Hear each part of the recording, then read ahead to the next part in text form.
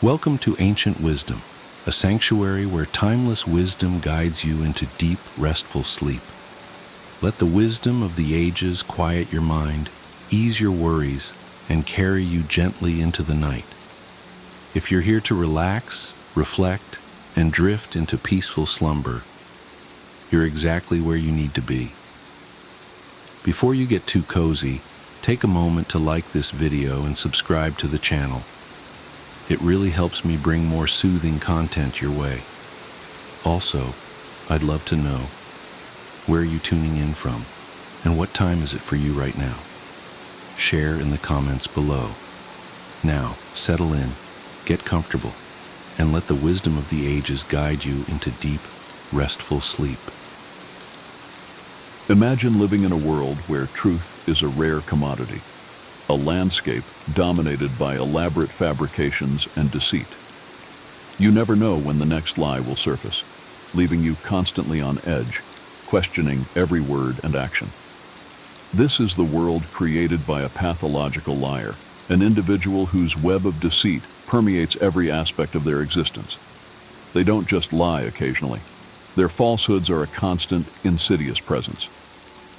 Unlike the occasional fib most people might tell, pathological liars thrive on manipulation, weaving intricate stories that distort reality.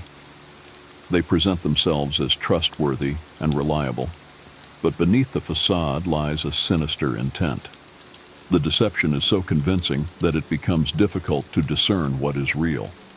The constant uncertainty destabilizes those around them, creating a climate of confusion and mistrust. As Epictetus, the Stoic philosopher, taught, integrity and honesty are the bedrocks of a virtuous life. Pathological liars erode these foundations, making it essential to recognize and address their behavior. Their deceitful actions demand vigilance and discernment to protect yourself and maintain your peace of mind. It's crucial to understand how to navigate interactions with such individuals. Here are 10 powerful ways to deal with pathological lying, grounded in wisdom and the principles of Stoic philosophy. Number 1, recognize the signs. Recognizing the signs of pathological lying is the first step in protecting yourself from the corrosive effects of deceit. Unlike occasional falsehoods, pathological lies are pervasive and woven into the fabric of the liar's daily interactions. These lies are often elaborate, detailed, and constructed to create a convincing narrative. The pathological liar may present themselves as trustworthy and reliable, but inconsistencies will start to surface over time. Notice if their stories often seem too good to be true, frequently contradict themselves, or lack verifiable details. The Stoic philosopher Epictetus taught that we must be vigilant and discerning, grounding ourselves in reality to see through deception. By remaining observant and questioning the veracity of their claims, we begin to peel away the layers of falsehood and reveal the truth. This recognition is not about becoming paranoid or overly suspicious, but about developing a keen sense of awareness. The path to wisdom and integrity starts with the ability to distinguish truth from falsehood, and recognizing the signs of pathological lying is a crucial first step in that journey. Number 2, set clear boundaries. Setting clear boundaries is essential when dealing with a pathological liar. Boundaries serve as a protective barrier, safeguarding your integrity and emotional well-being. Pathological liars often test limits, seeking to manipulate and control situations to their advantage. By defining what behavior is acceptable and what is not, you establish a firm line that cannot be crossed. This act of setting boundaries is a testament to your self-respect and commitment to truth. Epictetus emphasized the importance of self-control and maintaining one's principles. In dealing with deceit, it is imperative to be firm and consistent with your boundaries. Clearly communicate your expectations and the consequences of crossing those boundaries. This clarity not only protects you, but also signals to the liar that their behavior is unacceptable. It is a demonstration of your resolve to live by the values of honesty and integrity. Remember, boundaries are not about punishment. They are about self-preservation and maintaining a healthy environment where truth can thrive. Number 3, seek evidence. In the face of pathological lying, seeking evidence becomes a vital practice. Verifying claims and cross-checking information are tools of discernment that help you navigate the web of deceit. Pathological liars rely on the assumption that their stories will be accepted without question. By seeking evidence, you disrupt this assumption and bring truth to the forefront. Epictetus taught that we should seek clarity and truth in all things. This principle is especially relevant when dealing with deceit. Take the time to investigate and validate the information presented to you. Look for corroborating details and consult reliable sources. This process not only protects you from being misled, but also exposes the patterns of deceit. Over time, the liar's fabrications will unravel under the scrutiny of evidence. This practice of verification aligns with the Stoic commitment to wisdom and integrity, reinforcing your ability to stand firm in the face of falsehoods. Number 4, communicate directly. Addressing the issue of pathological lying directly is crucial. Confrontation, when done with calmness and clarity, can be a powerful tool in managing deceit. The pathological liar know that their behavior has been noticed and is unacceptable. Epictetus encouraged direct communication and the pursuit of truth. Even in challenging situations, approach the conversation with a composed and resolute demeanor. Express your observations and concerns without anger or accusation. The goal is to make a liar aware that their deceit is not going unnoticed and that it has consequences. This direct approach can sometimes prompt self-reflection and change in the liars.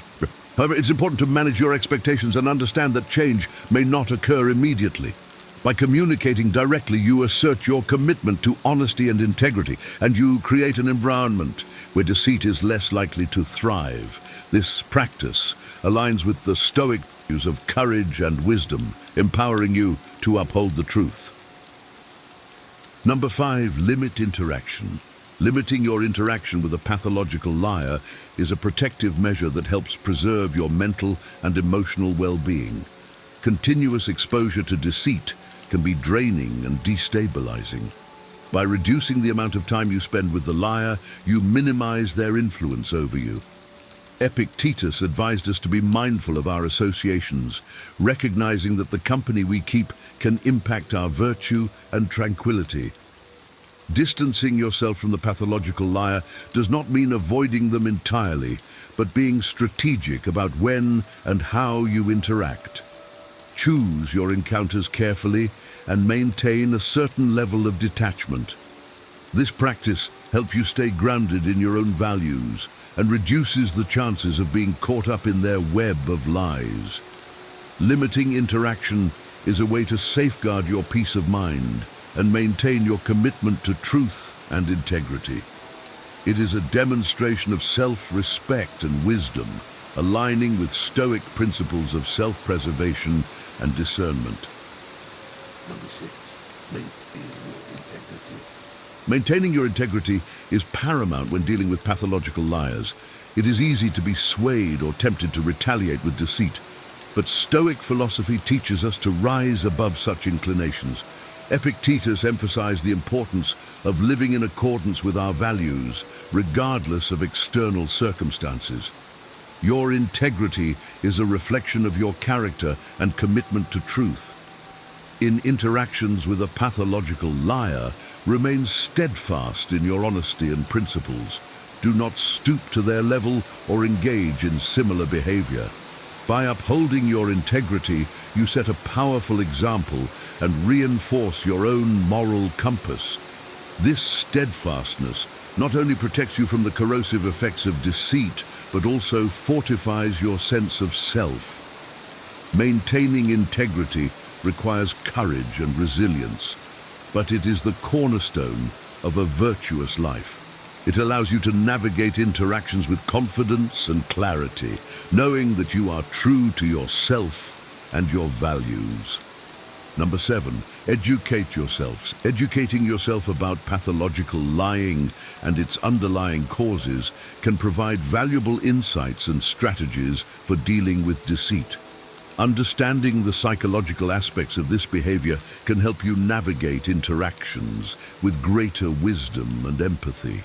Pathological lying is often rooted in deeper issues, such as personality disorders or past traumas. By learning more about these factors, you can approach the situation with a more informed perspective. Epictetus taught that knowledge and understanding are essential for living a virtuous life. Take the time to research and educate yourself about the nature of pathological lying. This knowledge will equip you with the tools to identify and respond to deceit more effectively.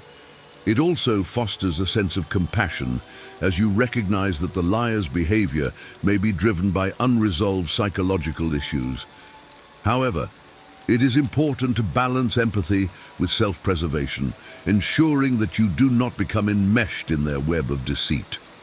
Education empowers you to act wisely and protect yourself, aligning with Stoic principles of wisdom and discernment. Number 8, encourage professional help. Encouraging the pathological liar to seek professional help is a compassionate and constructive approach. Pathological lying can be a symptom of deeper psychological issues that may require therapy or counseling. Suggesting professional help shows that you recognize the seriousness of their behavior and care about their well-being. Epictetus emphasized the importance of seeking improvement and growth, both for ourselves and others. Approach the conversation with empathy and understanding, expressing your concern for their mental health. Suggesting therapy or counseling can provide them with the support and tools needed to address their lying behavior. While you cannot force them to seek help, planting the seed of this idea can be a step toward positive change. Encouraging professional help demonstrates your commitment to their well-being and your own boundaries. It aligns with Stoic principles of compassion, wisdom, and the pursuit of improvement, fostering a healthier and more honest environment. Number 9, stay grounded in truth. Staying grounded in truth is essential when dealing with pathological liars. Their constant deceit can create a confusing and destabilizing environment. By reaffirming your commitment to truth, you protect yourself from being swayed by their lies. Epictetus taught that we must anchor ourselves in reality and truth, regardless of external influences. Regularly remind yourself of your values and principles and seek out reliable sources of information. Surround yourself with people who value honesty and integrity, as their support can help you stay grounded. Practice mindfulness and self-reflection to maintain clarity and discernment. Staying grounded in truth not only shields you from deceit, but also reinforces your own moral compass. It empowers you to navigate interactions with confidence and integrity, knowing that you are anchored in reality. This practice aligns with Stoic principles of wisdom, self-control, and the pursuit of virtue, fostering a life grounded in truth and honesty. Number 10, seek support. Seeking support from trusted friends, family, or professionals is crucial when dealing with a pathological liar.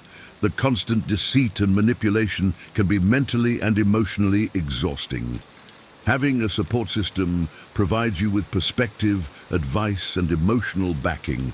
Epictetus emphasized the importance of community and seeking counsel from wise individuals. Share your experiences and concerns with those you trust, and listen to their insights. They can offer valuable advice on how to navigate the situation and maintain your well-being. Professional support, such as therapy or counseling, can also provide tools and strategies for dealing with deceit. Seeking support is not a sign of weakness, but a demonstration of wisdom and self-care. It ensures that you do not face the challenges of dealing with a pathological liar alone. This practice aligns with Stoic principles of resilience, wisdom, and the value of community, helping you maintain your integrity and emotional health. Navigating the treacherous waters of pathological lying requires wisdom, resilience, and unwavering commitment to truth. By recognizing the signs, setting firm boundaries, seeking evidence, and maintaining your integrity, you arm yourself against the corrosive effects of deceit. Encourage professional help and lean on your support network to reinforce your resolve. Remember, staying grounded in truth and practicing discernment are your greatest defenses. As Epictetus taught, our virtue is tested not by the circumstances we face, but by how we respond to them. Embrace these principles to protect your peace and uphold the values of honesty and integrity. Your journey through the landscape of deceit can become a testament to the strength of your character. We'd love to hear your thoughts and experiences. Have you ever dealt with a pathological liar? How did you handle it? Share your stories and insights in the comments below, and let's continue this important conversation together. Your wisdom could be the guiding light for someone else navigating the same challenges. Deception. It's such a peculiar thing, isn't it? The subtle art of concealing the truth, of twisting reality ever so slightly. We humans are strange creatures. We long for truth, yet we hide behind our own masks. And here's the paradox. Sometimes the ones we trust the most, the people who are closest to us, are the ones who engage in these little deceptions. It's not always out of malice, but often out of fear or insecurity. A desire to keep the world from seeing something too raw, too real. I remember a time when I believed I could always tell when someone was lying to me. Perhaps you've thought the same. We like to think we're good judges of character, that we can see through the veil of falsehood. But as life has a way of teaching us, reality is far more subtle, far more intricate. A lie is rarely obvious. It slips between words, in a slight change in expression, in the way someone's body turns away ever so slightly. Imagine, if you will, a person sitting across from you. They're speaking, and everything seems fine. But then you notice something. A slight hesitation, a shift in tone, a laugh where it doesn't belong. It's as if the truth is shimmering beneath the surface, almost calling out to you, yet still hidden. And in that moment, you can either turn away, choosing to preserve the comforting illusion, or you can look deeper, daring to see what lies beneath. So let us explore this together, not in judgment, not in suspicion, but in curiosity. Let's examine the subtle signs that someone might be hiding the truth from us. For these little tells, these small clues, are part of the rich tapestry of human behavior. And perhaps, in understanding them, we don't just learn how to see through deception. We learn a bit more about ourselves, our own hesitations, our own illusions. Are you ready to see beyond the mask? Let's dive in. 1. Laughing off serious topics. Have you ever tried to bring up something meaningful with someone, only to have them laugh it off like it's nothing? I know I have, and it's frustrating. At first it might seem like they're just trying to keep things light-hearted or avoid making the conversation too serious. But over time, you start to realize that this habit of laughing things off is more than just a quirky response. It's a way of dodging accountability. When someone brushes off serious issues with a chuckle or joke, they're not just avoiding the conversation, they're hiding from the truth. In one of my past relationships, I often felt disconnected, like we were slowly drifting apart. I'd try to bring it up, hoping we could talk it through, but every time I'd get that same awkward chuckle and a dismissive, "Oh, you're just overthinking it. Relax." At first, I let it slide. I convinced myself maybe I was being too intense, or maybe they were just uncomfortable with these kinds of talks. But the truth was, their laughter wasn't about me or even about keeping things light. It was a shield against having to confront deeper issues. Here's the thing. Using humor to dodge serious topics isn't innocent. It shuts down the conversation, making it impossible to address the root problem. We're conditioned to think laughter is always a good thing, but when it's used to deflect, it creates a barrier to real communication. The more I allowed this to happen, the harder it became to feel connected. It's like a roadblock went up every time I tried to approach the truth, keeping us stuck in surface-level interactions.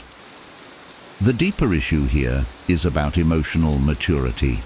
If someone can't talk about serious topics without trying to make a joke out of it, they're signaling that they're not ready or willing to be vulnerable or accountable. And that's a big problem. Real relationships need honest conversations, even if they're uncomfortable. If they laugh things off, don't let it slide. Ask, "Why is this funny to you?" Or, "Can we talk about this seriously?" Because humor shouldn't be a wall between you and the truth. When people avoid real talk, it's not just a small issue. It's a barrier to genuine connection, and that's something no relationship can survive. 2. Micro-expressions of guilt or fear. I used to think I was good at spotting lies until I learned about micro-expressions. These tiny, almost imperceptible facial expressions can reveal emotions like guilt or fear, no matter how hard someone tries to hide them. Think about it. A slight twitch in their brow, a flicker of discomfort in their eyes, or even a quick tightening of their lips.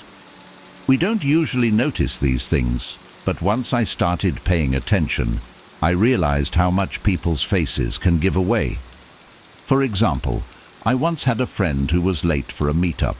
When I casually asked why, they shrugged it off with some vague excuse. But there was a fleeting look of panic, just for a second. It was so brief, but it was there. My gut told me something was off, but I brushed it aside. Later, I found out they'd actually been lying about where they were, and that quick micro-expression was a dead giveaway that I missed. Micro-expressions are fascinating because they're genuine. These aren't practiced, rehearsed responses. They're spontaneous reactions our bodies can't control, even when our minds are trying to be deceptive. Now, whenever I'm in a conversation and something feels off, I watch for these micro-expressions. They might only last a split second, but they're real indicators of hidden feelings. It's like seeing behind the mask for just a moment, catching a glimpse of what's actually going on. It sounds intense, but learning to notice micro-expressions has changed the way I interact with people. I no longer feel in the dark when something feels off. Instead, I trust my instincts and look for those subtle signs of guilt or fear. It's not about being paranoid, it's about being aware. We often talk about listening to words, but sometimes faces tell a much clearer story than anything else. So, if you're getting mixed signals from someone, pay close attention to those tiny changes in their expression. They might be giving you the truth they're not saying. 3. Body language. Body language can say more than words ever could, especially when it comes to honesty. I used to ignore subtle shifts in body language, thinking they were insignificant. But as I became more aware, I started noticing that people's actions often spoke louder than their words. One clear example: when someone's body is subtly turned away from you, even if they're engaged in conversation. I'll give you an example. I once had a friend who, whenever we discussed anything personal or uncomfortable, would slowly turn their body away. It was almost unconscious. At first, I thought I was reading into things, that maybe they just had a weird way of sitting. But the more it happened, the clearer it became. They'd shift away, crossing their arms or even looking around as if searching for an exit. Body language isn't accidental. When someone can't fully face you, it's often because they're hiding something or feeling uncomfortable with the conversation. It's almost as if their body is trying to physically escape the truth. And, just like with micro-expressions, these actions aren't calculated. They're raw, involuntary responses. When you notice someone's body turned away, especially during an important conversation, pay attention. It's a clue that something deeper might be going on. Over time, I've learned that if someone truly values honesty and connection, they'll face you directly, no matter how difficult the topic. They won't shy away or hide with their body.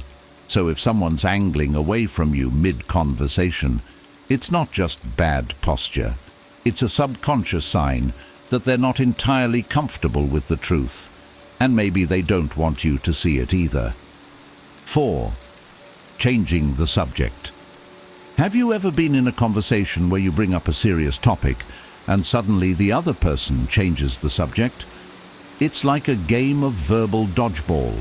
You throw them a serious question and they instantly shift to something trivial. I used to think they were just scatterbrained or easily distracted, but now I know better. When someone frequently changes the subject during critical discussions, it's often because they're avoiding the truth. I experienced this firsthand in a past relationship. Every time I tried to discuss future plans, where we'd be in a year, our goals, even how we'd handle tough situations, the conversation would suddenly steer towards something totally unrelated, like dinner plans or a random funny story. I brushed it off at first, telling myself they were just uncomfortable with the topic, but deep down, I knew something was wrong. Changing the subject isn't just a harmless shift in conversation, it's a tactic to dodge uncomfortable truths. And what I learned was that if someone truly respects you, they'll stay with you in those hard conversations. They won't take an escape route to avoid the issues. Sure, these topics can be uncomfortable, but genuine relationships are built on facing them head-on, not steering away. If you notice this in someone, it's okay to gently bring them back to the original topic. It might feel awkward, but it's a way of keeping them accountable. And if they continue to change the subject, take it as a sign. It's not about making them uncomfortable. It's about knowing that truth requires presence. Real conversations don't hide in the safety of unrelated topics. They're about facing what matters, even when it's tough. 5. Excessive justifications. One thing I've noticed about people who are hiding something is that they often feel the need to over-explain. Rather than giving a simple answer, they pile on details, making their story sound like they're trying a little too hard to be believable. I used to think that extra detail was a sign of openness, but over time, I realized it can actually be a sign of deceit. Imagine asking someone a simple question like, "Why were you late?" And instead of a quick response, you get a long, drawn-out explanation. They start talking about every single red light, the traffic they hit, the exact sequence of events that led to them being late. It's like they're building a wall of words to cover something up. Now, I'm not saying everyone who over-explains is lying, but when explanations feel overly polished and rehearsed, it's worth paying attention. I once had a friend who did this constantly. Every time I asked them something small, they'd go into a monologue of justifications. At first, I thought they were just detail-oriented, but after a while, I started wondering why they felt the need to justify everything so thoroughly. It turned out they were hiding other things, using these justifications as a smokescreen to avoid suspicion. If you find someone excessively justifying their actions, ask yourself why. Honesty usually doesn't need a lot of padding. A straightforward answer is often enough. So if someone gives you an overly elaborate story, consider that it might be covering something up. Sometimes, the more people explain, the less they're actually telling you. Trust your gut on this one. 6. Vagueness when pressed for specifics. Nothing is more frustrating than trying to get a clear answer from someone who's being intentionally vague. You ask a direct question, expecting a straightforward answer, and instead you get something like, "Oh, things are moving along," or "We're in the early stages." It's like they're throwing words at you without giving you any real information. I used to think it was just their way of avoiding the question, but now I know that vagueness often points to something deeper. One time, I had a co-worker who loved talking about all the big projects they were working on, but whenever I'd ask for specifics, what companies they were collaborating with, the status of the project, they'd respond with these vague, almost poetic descriptions. No names, no facts, just a lot of empty words. Eventually, I found out that many of these projects were either stalled or completely fabricated. They relied on vague language to keep people from pressing further. Vagueness, I've learned, is a shield. People use it to avoid accountability because it's easier to backpedal on a vague statement than on a concrete detail. If someone truly has nothing to hide, they won't mind giving you specifics. So if you notice someone dodging details, take it as a sign. Ask a few follow-up questions, and if they keep dancing around the answer, there's likely a reason for it. Vagueness can seem harmless, but it's often a telltale sign of something being hidden. 7. Inconsistent stories. One of the easiest ways to spot a lie is by paying attention to inconsistencies in someone's story. If someone is telling the truth, their story usually stays the same, even when repeated. But when someone's lying, they tend to forget details or change parts of their story without realizing it. I've learned to notice these small changes because they often signal something bigger. Once, a friend told me about an amazing job offer they received, with all the perks and benefits. But the next time they brought it up, a few details had shifted. They mentioned a different job title, a new location, and even changed who had interviewed them. These were minor discrepancies, but they added up, making me question the entire story. Eventually, I found out they'd exaggerated parts of the offer, trying to make it sound better than it actually was. Inconsistent stories are like loose threads. Pull on them, and the whole thing starts to unravel. When you notice these discrepancies, don't ignore them. Ask for clarification and see if the story holds up. People who are telling the truth usually don't mind repeating themselves or correcting small details. But a liar's story is often inconsistent because they're trying to keep track of too many falsehoods. Consistency is a hallmark of honesty, so trust your instincts when things don't add up. 8. Defensiveness.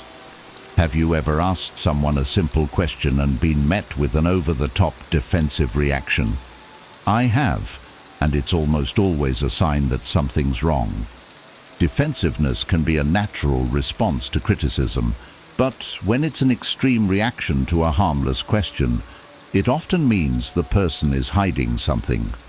In college, I worked on a group project with someone who would react defensively every time I asked for an update. Even a casual, "How's it going with the report?"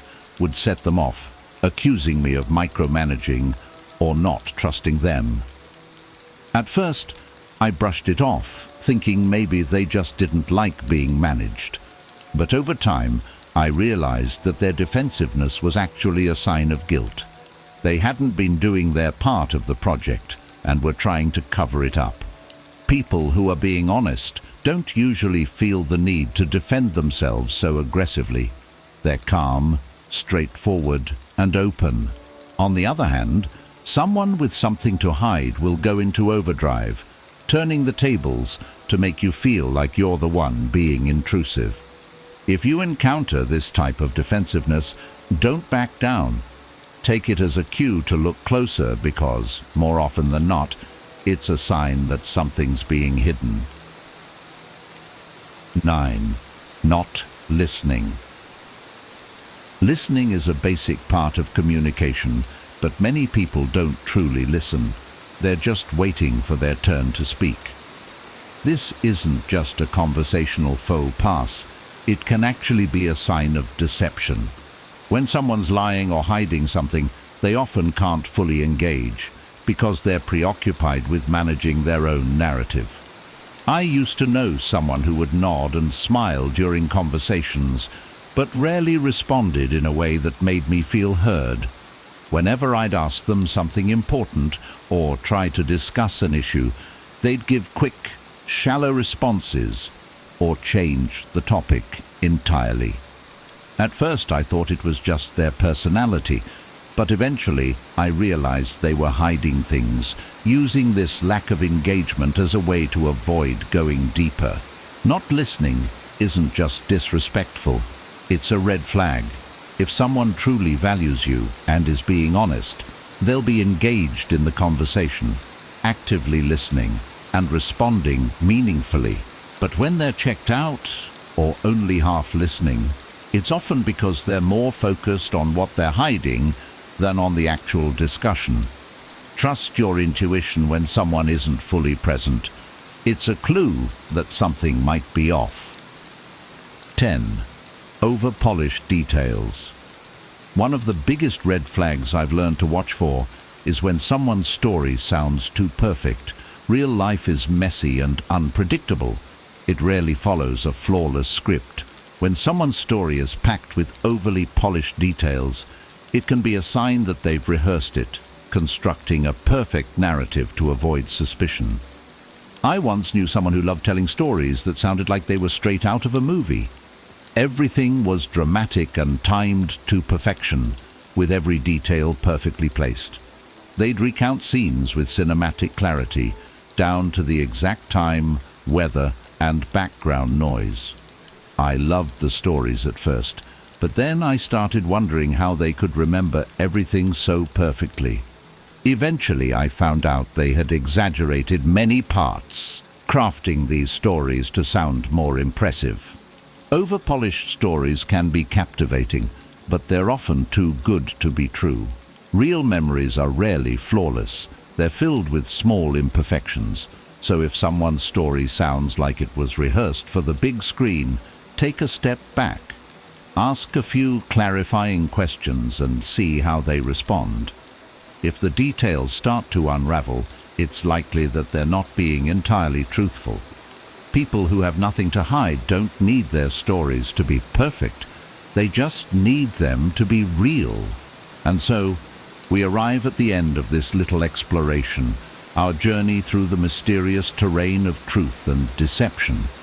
It's fascinating, isn't it?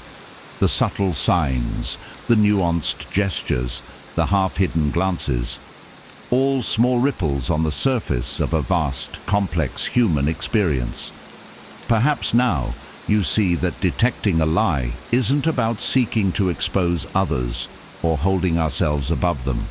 Rather, it's about cultivating awareness, about learning to tune into the delicate dance of honesty and concealment that we all, in our own ways, participate in. In understanding these signs, you're not just learning how to spot a lie, you're inviting yourself to look more deeply, to be more present with others and, most importantly, with yourself.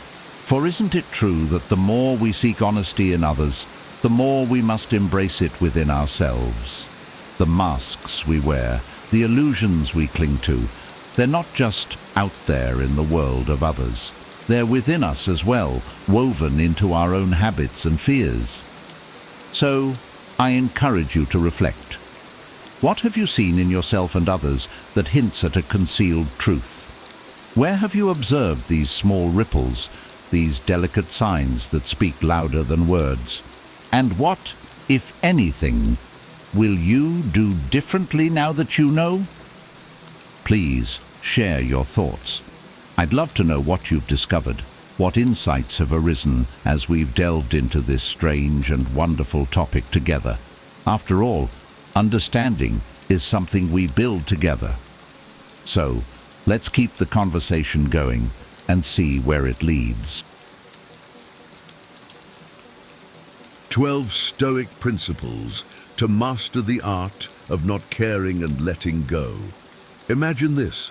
You're scrolling through social media, bombarded by a never-ending stream of updates, likes, and comments. You feel the weight of the world's expectations, wondering why you can't just let things go and care a little less about every trivial matter.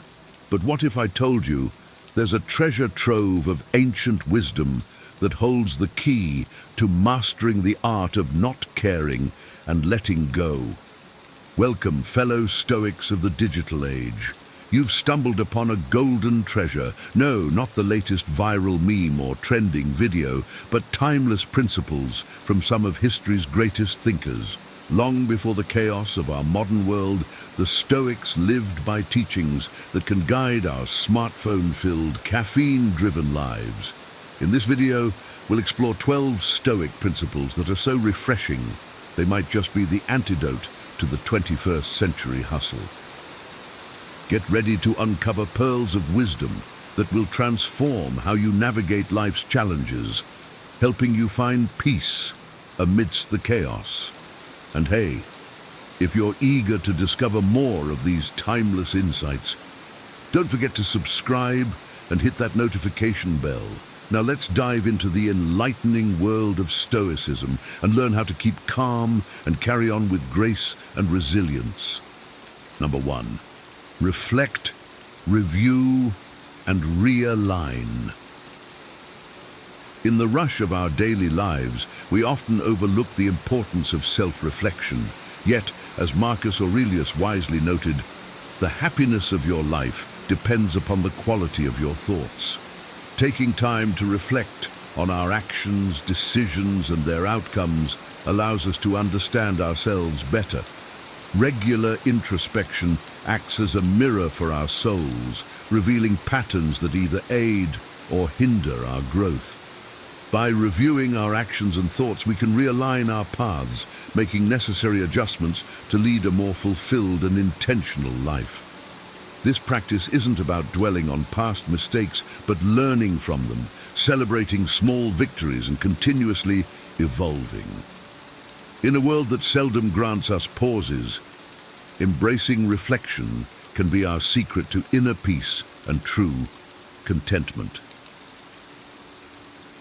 Number 2, accept change as nature's course.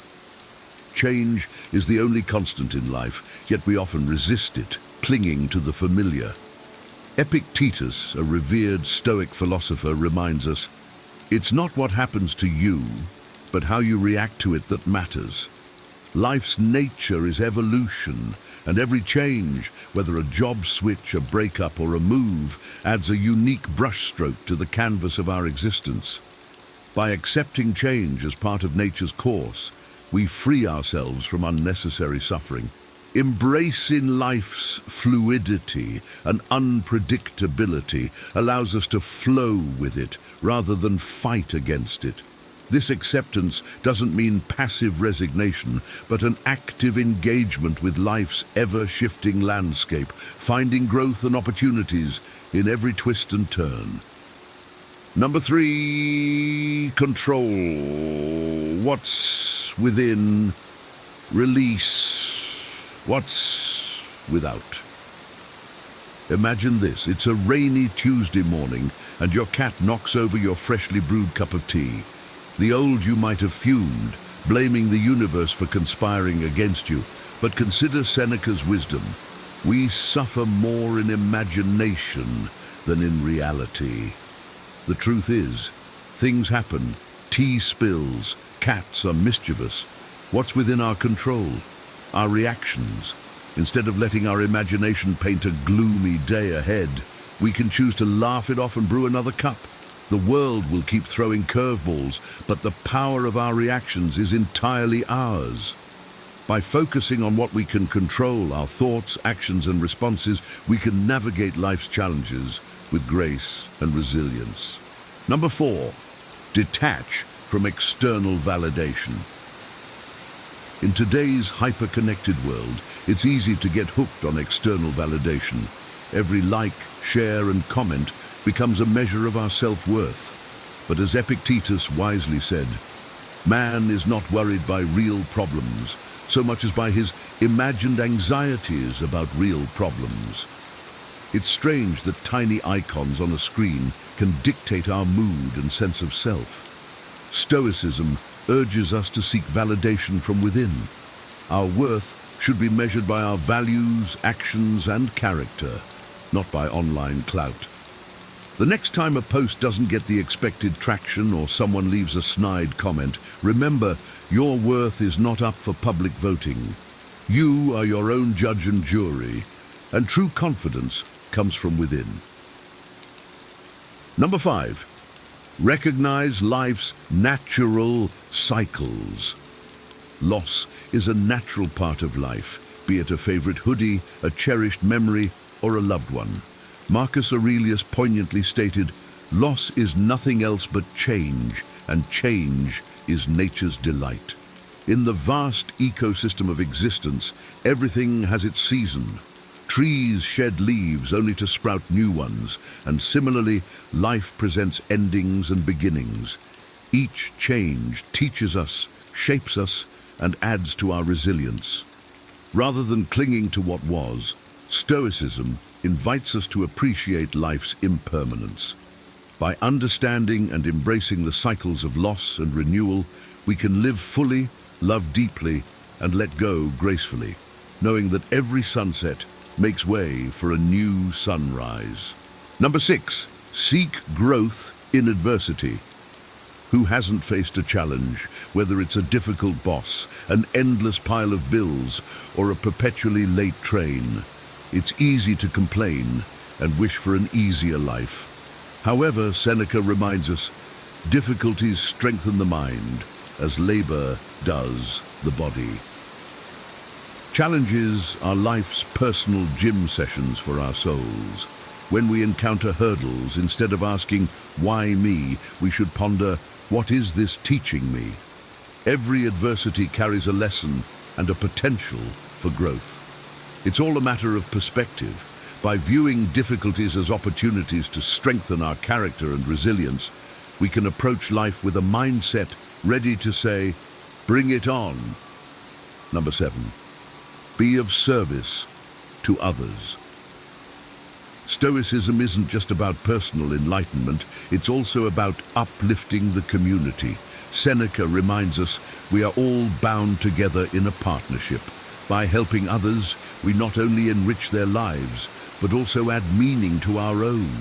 Whether it's assisting a neighbor, volunteering, or simply being there for a friend, every act of kindness reverberates in the universe. Stoicism teaches that true fulfillment comes from being of service to others. It's not just about thriving solo, but about elevating those around us. In helping others, we find purpose and forge deeper connections, enhancing both our lives and the lives of those we touch. Number 8, cultivate inner riches. In an age dominated by opulent Instagram feeds and constant displays of affluence, it's easy to equate happiness with material gains. Yet, Seneca wisely observed, it's not the man who has too little, but the man who craves more that is poor. True wealth isn't about the latest gadgets or designer labels. It's about the contentment of the soul, the richness of experiences, and the treasure of memories. Stoicism reminds us that while it's okay to enjoy life's luxuries, we shouldn't be enslaved by them. In the end, it's the stories we've woven, not the possessions we've accumulated, that truly matter. By cultivating inner riches, we find lasting fulfillment and peace. Number 9, understand and accept fate. Life, with its myriad complexities, is a blend of our efforts and the universe's designs. Epictetus advises, don't demand that things happen as you wish, but wish that they happen as they do happen. Sometimes, despite our best efforts, outcomes don't align with our expectations. Instead of being bogged down by what didn't go as planned, Stoicism nudges us to embrace what is on our plate. Acceptance of fate doesn't mean passivity. It means actively engaging with life, finding peace in the present moment and trusting the journey. Often, the most captivating stories emerge from the most unexpected turns, and embracing fate allows us to navigate these twists with grace. Number 10, embrace the present moment. In our fast-paced world, with notifications binging every second, we often miss the beauty of the present. Marcus Aurelius wisely advised, do not let the future disturb you, for you will arrive there if you nurture your present. We spend so much time lost in thoughts about tomorrow's tasks or past regrets that we forget to live in the now. Being present isn't just about paying attention, it's about truly experiencing life. Savor your meals, listen to your friends, and feel the wind on your face. Let go of yesterday's regrets and tomorrow's anxieties. In the grand tapestry of life, it's the little moments stitched together that define our happiness. Number 11, focus on personal growth. Continuous learning and self-improvement are at the heart of a fulfilled life. The Stoics teach us that personal growth is a lifelong journey. By constantly seeking knowledge, honing our skills, and reflecting on our experiences, we become better equipped to handle life's challenges. This focus on growth isn't about perfection, but about progress. It's about becoming a better version of ourselves each day. Embrace the opportunities for learning that life presents, whether through successes or failures. By prioritizing personal development, we cultivate resilience, wisdom, and a deeper sense of purpose. Number 12, practice gratitude. In the pursuit of more, we often forget to appreciate what we already have. Practicing gratitude shifts our focus from what's lacking to what's abundant in our lives. As Seneca observed, it is not the man who has too little, but the man who craves more that is poor. By regularly expressing thankfulness for our blessings, we foster a positive outlook and inner peace. Gratitude is a powerful antidote to dissatisfaction and envy. It reminds us of the richness of our experiences and the people who make our lives meaningful. Make it a habit to reflect on and express gratitude daily, and watch as your perspective transforms. As we draw the curtain on this enlightening journey through the hallowed halls of Stoicism, take a moment to reflect on the timeless wisdom you've just encountered. These ancient principles, though forged in a different era, fit seamlessly into our frantic modern lives, proving that some truths are truly eternal. Now, I have a challenge for you. In the comments below, share which of these Stoic gems resonated with you the most.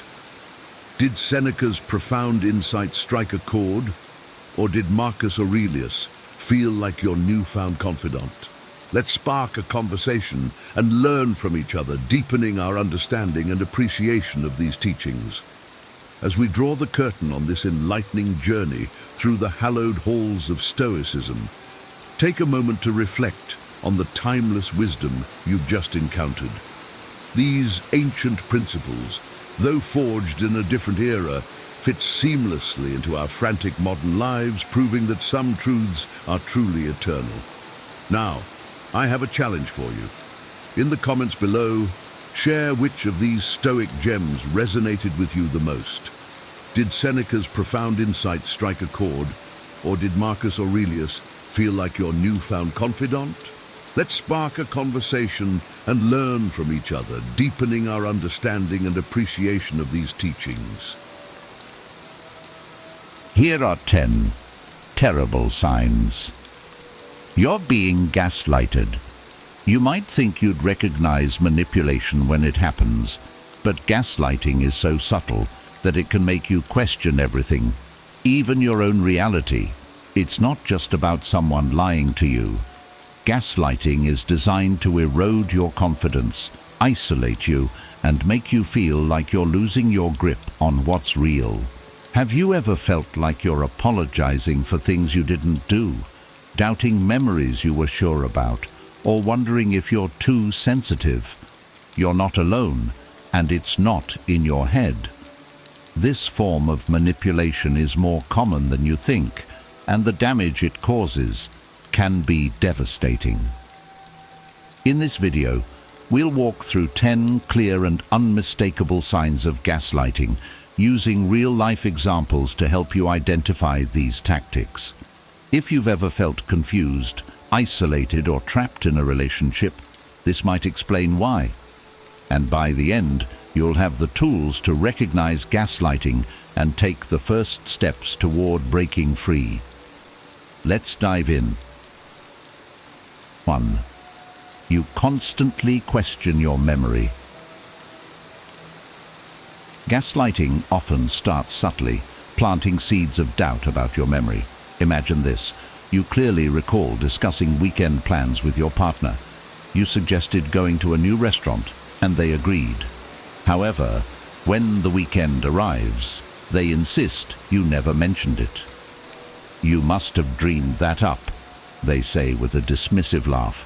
You replay the conversation in your mind, wondering if you truly imagined it. Another example might be at work. You distinctly remember your manager assigning you a task during a meeting, but later they claim they assigned it to someone else and that you misunderstood. You second-guess yourself, even though you made a note of it right after the meeting. This repeated denial of your reality creates a pattern. The gaslighter's goal is to make you question your memory so much that you begin to rely on their version of events over your own. Over time, you might start to feel like your memory is faulty, even when you've always trusted it before. It's crucial to recognize this pattern. A healthy relationship, whether with a partner, friend, or colleague, doesn't involve dismissing or rewriting your reality. If you're being told you're imagining things or that never happened, ask yourself, does this happen often? Does it make you feel confused or doubtful about things you know to be true? Keeping a journal can help. Write down key conversations and events as they happen. If someone later tries to tell you it didn't happen that way, you'll have a record to validate your memory. Gaslighting thrives on confusion and self-doubt, but with awareness and self-trust, you can start to see through the manipulation. Recognizing the signs is the first step toward reclaiming your confidence. 2. You find yourself apologizing too often. One of the clearest signs of gaslighting is the growing compulsion to apologize for things you didn't even do. The gaslighter manipulates situations to make you feel at fault, even when they're the one causing harm.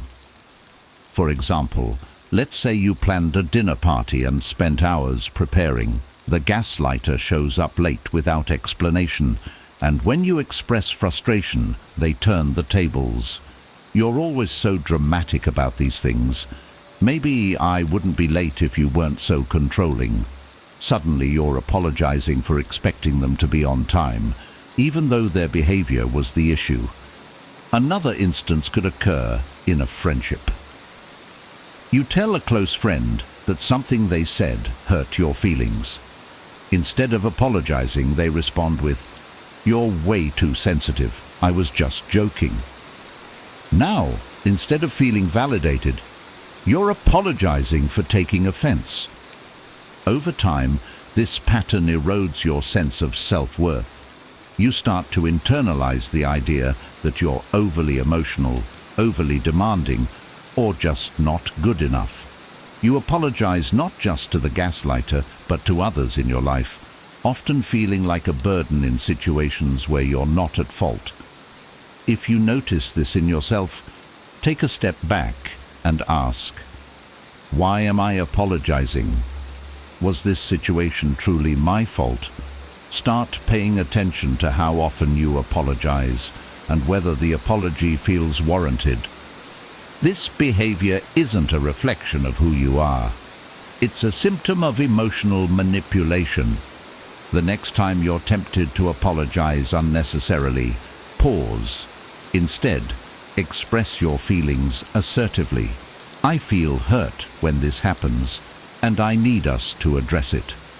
Reclaiming your voice is a powerful step in breaking free from the gaslighter's grip. 3. You feel isolated. Gaslighting often involves subtle tactics to isolate you from friends, family, or anyone who might validate your experiences or challenge the gaslighter's control. This isolation creates dependency, leaving you more vulnerable to their manipulation. For instance, imagine you're excited to meet a close friend after a long time, but your partner begins making comments like, "Why do you even hang out with them? They don't really care about you." Or they might say, "I don't trust them. They're a bad influence on you." Over time, these remarks may cause you to second-guess your friendships, leading you to withdraw from people who could offer support. At work, this can happen when a manipulative colleague tells you, "The team doesn't really think you're contributing much." They might discourage you from seeking feedback from others, subtly driving a wedge between you and the rest of your team.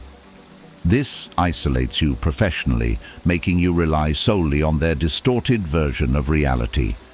Gaslighters also use this tactic with family. They may make offhand comments like, "Your parents never really understood you, did they?" Or, "Your sibling always seemed jealous of you." These remarks plant doubts about your closest relationships, pushing you further into isolation. When you're cut off from external support, the gaslighter's influence becomes stronger. You may start to feel like they're the only person you can rely on, even as they undermine your sense of self. To combat this, actively seek connection with those who uplift and support you. Reach out to friends or family you've drifted from, even if it feels difficult. Sharing your experiences with a trusted person can help break the cycle of isolation. Remember, isolation is a tool of control. Staying connected is your way out. 4. Your confidence has plummeted. Gaslighting often chips away at your self-esteem, leaving you doubting your abilities, decisions, and worth. Over time, you may find yourself hesitating to take initiative or make choices because you fear getting it wrong, or worse, being criticized by the gaslighter. For example, imagine you're proud of completing a big project at work.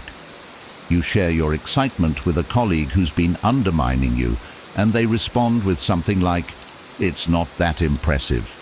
Anyone could have done that." Suddenly, your sense of accomplishment deflates, and you start questioning whether your hard work even mattered. In relationships, a gaslighter might belittle your contributions or mock your ideas in subtle ways. You suggest trying a new hobby or planning a trip, only to hear, "That's a dumb idea. I don't know why you'd think that would work." Even if it's framed as a joke, the constant dismissiveness makes you second-guess yourself, and eventually you stop sharing your ideas altogether. This loss of confidence can creep into everyday decisions. You might start overthinking simple choices: what to wear, what to cook, or how to respond in conversations because the gaslighter has made you feel like you can't do anything right. You might even start seeking their approval for things you once handled confidently on your own. To rebuild your confidence, begin by recognizing your own strengths and achievements. Keep a journal of your accomplishments, big or small, and revisit it whenever you feel self-doubt creeping in. Surround yourself with people who value and respect you, as their support can help counter the negativity. Most importantly, remember that the gaslighter's criticism reflects their need for control, not your actual worth. By reclaiming your self-belief, you take a critical step toward breaking free from their influence. 5. They twist the truth. Gaslighters are experts at twisting the truth to suit their narrative, leaving you confused and questioning reality. They'll take a situation where they're clearly in the wrong and distort the facts until you're unsure of what really happened. For example, let's say they blatantly lied about something. Perhaps they said they were working late, but you later find out they were out with friends. When confronted, instead of admitting the lie, they respond with, "You're always suspicious of me. No wonder I didn't tell you. You would have overreacted." Suddenly, the focus shifts from their dishonesty to your supposed overreaction, making you feel guilty for even bringing it up. Another scenario could involve a family disagreement. Imagine you catch them criticizing you to a relative. When you bring it up, they twist the situation. "I was defending you, actually. They were saying much worse things about you, but of course, you only hear what you want to hear." By distorting the truth, they create a reality where they appear as the victim or hero, and you're left feeling confused and even apologetic. Over time, this constant manipulation erodes your ability to trust your own perceptions. You might start second-guessing yourself, thinking, "Did I really misunderstand? Am I being too sensitive?" This confusion gives the gaslighter even more power over you. To counter this, document specific events or conversations as they happen. Keep a record of what was said or done, so when the gaslighter tries to twist the truth, you have clear evidence to ground yourself. Trust your instincts. If something feels off, it probably is. By recognizing and challenging these manipulations, you can begin to reclaim your sense of clarity and truth. They dismiss your feelings. Gaslighters are quick to invalidate your emotions, making you feel as though your feelings are irrational or unimportant. Over time, this dismissal can lead you to suppress your emotions altogether, convinced they aren't valid. For example, imagine you share that you're upset because they forgot an important date, like your anniversary. Instead of acknowledging your feelings, they respond with, "You're being ridiculous. It's just a date. It doesn't mean anything."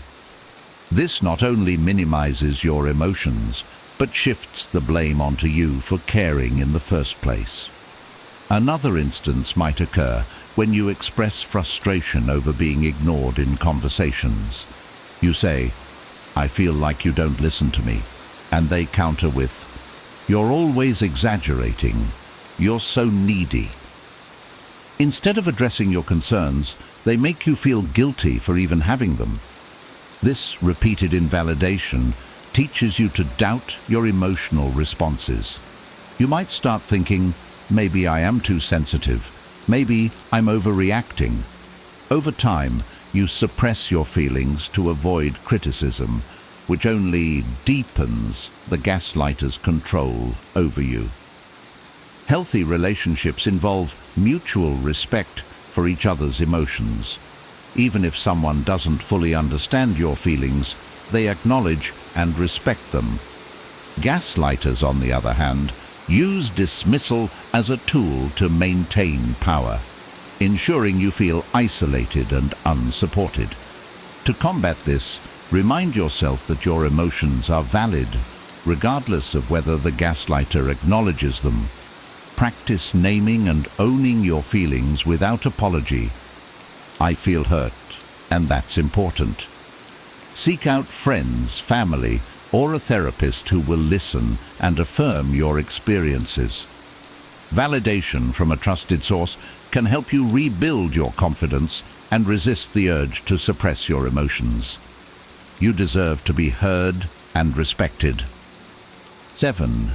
You feel constantly confused. A key tactic of gaslighting is creating a fog of confusion. The gaslighter's ever-changing stories, contradictory statements, and denial of events leave you questioning your perception of reality. Over time, you feel trapped in a cycle of doubt and frustration. For example, they might promise something significant, like attending an important event with you. When they fail to show up, you confront them, only to hear, "I never said I'd go to that. You must have misunderstood." You're left wondering if you misremembered the entire conversation, even though you were sure of it just moments ago. Another example is when they contradict themselves. They might criticize you for spending too much time with friends, but when you stay home, they accuse you of being boring or antisocial. No matter what you do, they find a way to twist the situation, leaving you feeling like you can't win.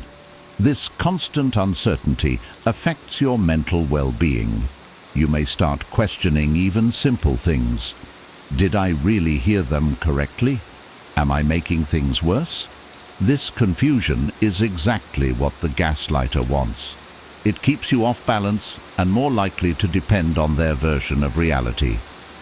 To regain clarity, write things down as they happen. Document important conversations and decisions so you can revisit them if they try to rewrite history. Sharing your experiences with a trusted friend or therapist can also help validate your perceptions and break the cycle of confusion. Most importantly, trust your instincts. If something feels off, it probably is. Gaslighters thrive on making you doubt yourself, but by recognizing their tactics and reinforcing your own sense of reality, you can begin to see through the manipulation and regain your confidence. 8. They use your insecurities against you. Gaslighters are skilled at identifying your vulnerabilities and exploiting them to maintain control. They subtly or overtly weaponize your insecurities, using them to manipulate your emotions and actions. For example, if you've shared that you're self-conscious about your appearance, a gaslighter might make backhanded compliments like, "You look nice, but that outfit would be better if you lost a little weight." On the surface, it sounds like a helpful suggestion, but it's designed to deepen your insecurity and make you feel inadequate. In a work setting, a manipulative colleague might say, "You're great at what you do, but you're not really leadership material." This preys on any doubts you may have about your abilities and subtly undermines your confidence. You might start avoiding opportunities for growth, believing you're not good enough. In relationships, they might exploit your desire for connection. For instance, if you've shared a fear of being abandoned, they might say, "No one else would put up with you the way I do," making you feel like you're lucky to have them, even as they treat you poorly. This tactic leaves you feeling powerless and overly reliant on their approval, as they've convinced you that your insecurities define you. To counter this, remind yourself that everyone has insecurities. It's part of being human, but they don't define your worth. Surround yourself with people who uplift and support you, rather than exploit your vulnerabilities. If possible, seek out a therapist or coach to help you rebuild your confidence and recognize your strengths. Remember, your insecurities are not a weakness to be exploited. They're opportunities for growth and self-acceptance. By acknowledging and owning them, you take away the gaslighter's power and start reclaiming your self-worth. They play the victim. Gaslighters often deflect accountability by portraying themselves as the victim, even when they're the ones at fault. This tactic shifts the focus away from their behavior, making you feel guilty for even bringing up an issue. For instance, let's say you confront them about breaking a promise, like not showing up to an event you planned together. Instead of addressing the broken promise, they respond with something like, "Do you know how hard my week has been? I can't believe you'd attack me over something so small when I'm already under so much stress." Suddenly, you're comforting them instead of addressing your own hurt. In another example, you might point out a pattern of disrespectful behavior, such as frequent interruptions during conversations. Instead of taking responsibility, they turn the tables. "I only interrupt because you never listen to me. Do you know how frustrating that is for me?" Now, you're questioning whether you've been unfair and apologizing for something they created. This victim mentality can extend to their relationships with others, too. They might claim their boss is out to get them, or that their friends have abandoned them for no reason, subtly painting themselves as someone constantly wronged by the world. This reinforces their narrative and keeps you feeling guilty for adding to their problems. To break free from this dynamic, practice recognizing the pattern. When they deflect and play the victim, gently steer the conversation back to the issue at hand. For example, you could say, "I understand you've been stressed, but I need us to focus on how this situation made me feel." It's crucial to remember that everyone has challenges, but genuine victims don't manipulate others with their struggles. By staying grounded in your feelings and refusing to accept misplaced blame, you take a step toward regaining control. 10. You feel trapped in the relationship. One of the most painful signs of gaslighting is the feeling of being stuck, as though there's no way out of the relationship or situation. The gaslighter's manipulation has created a dependency that makes leaving seem impossible, even when you recognize the harm. For example, the gaslighter might convince you that you're incapable of managing without them. They'll say things like, "You'd never survive on your own," or "No one else would love you the way I do."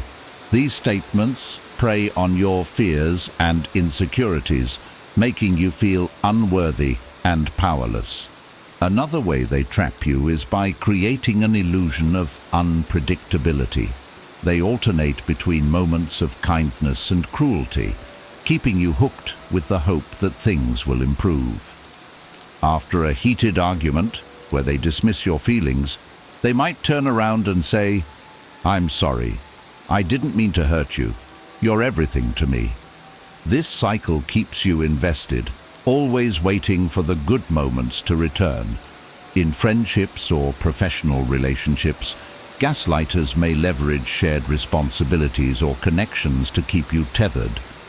They might say, "If you leave, you'll destroy everything we've worked for," or guilt-trip you with statements like, "I thought you were loyal." The result?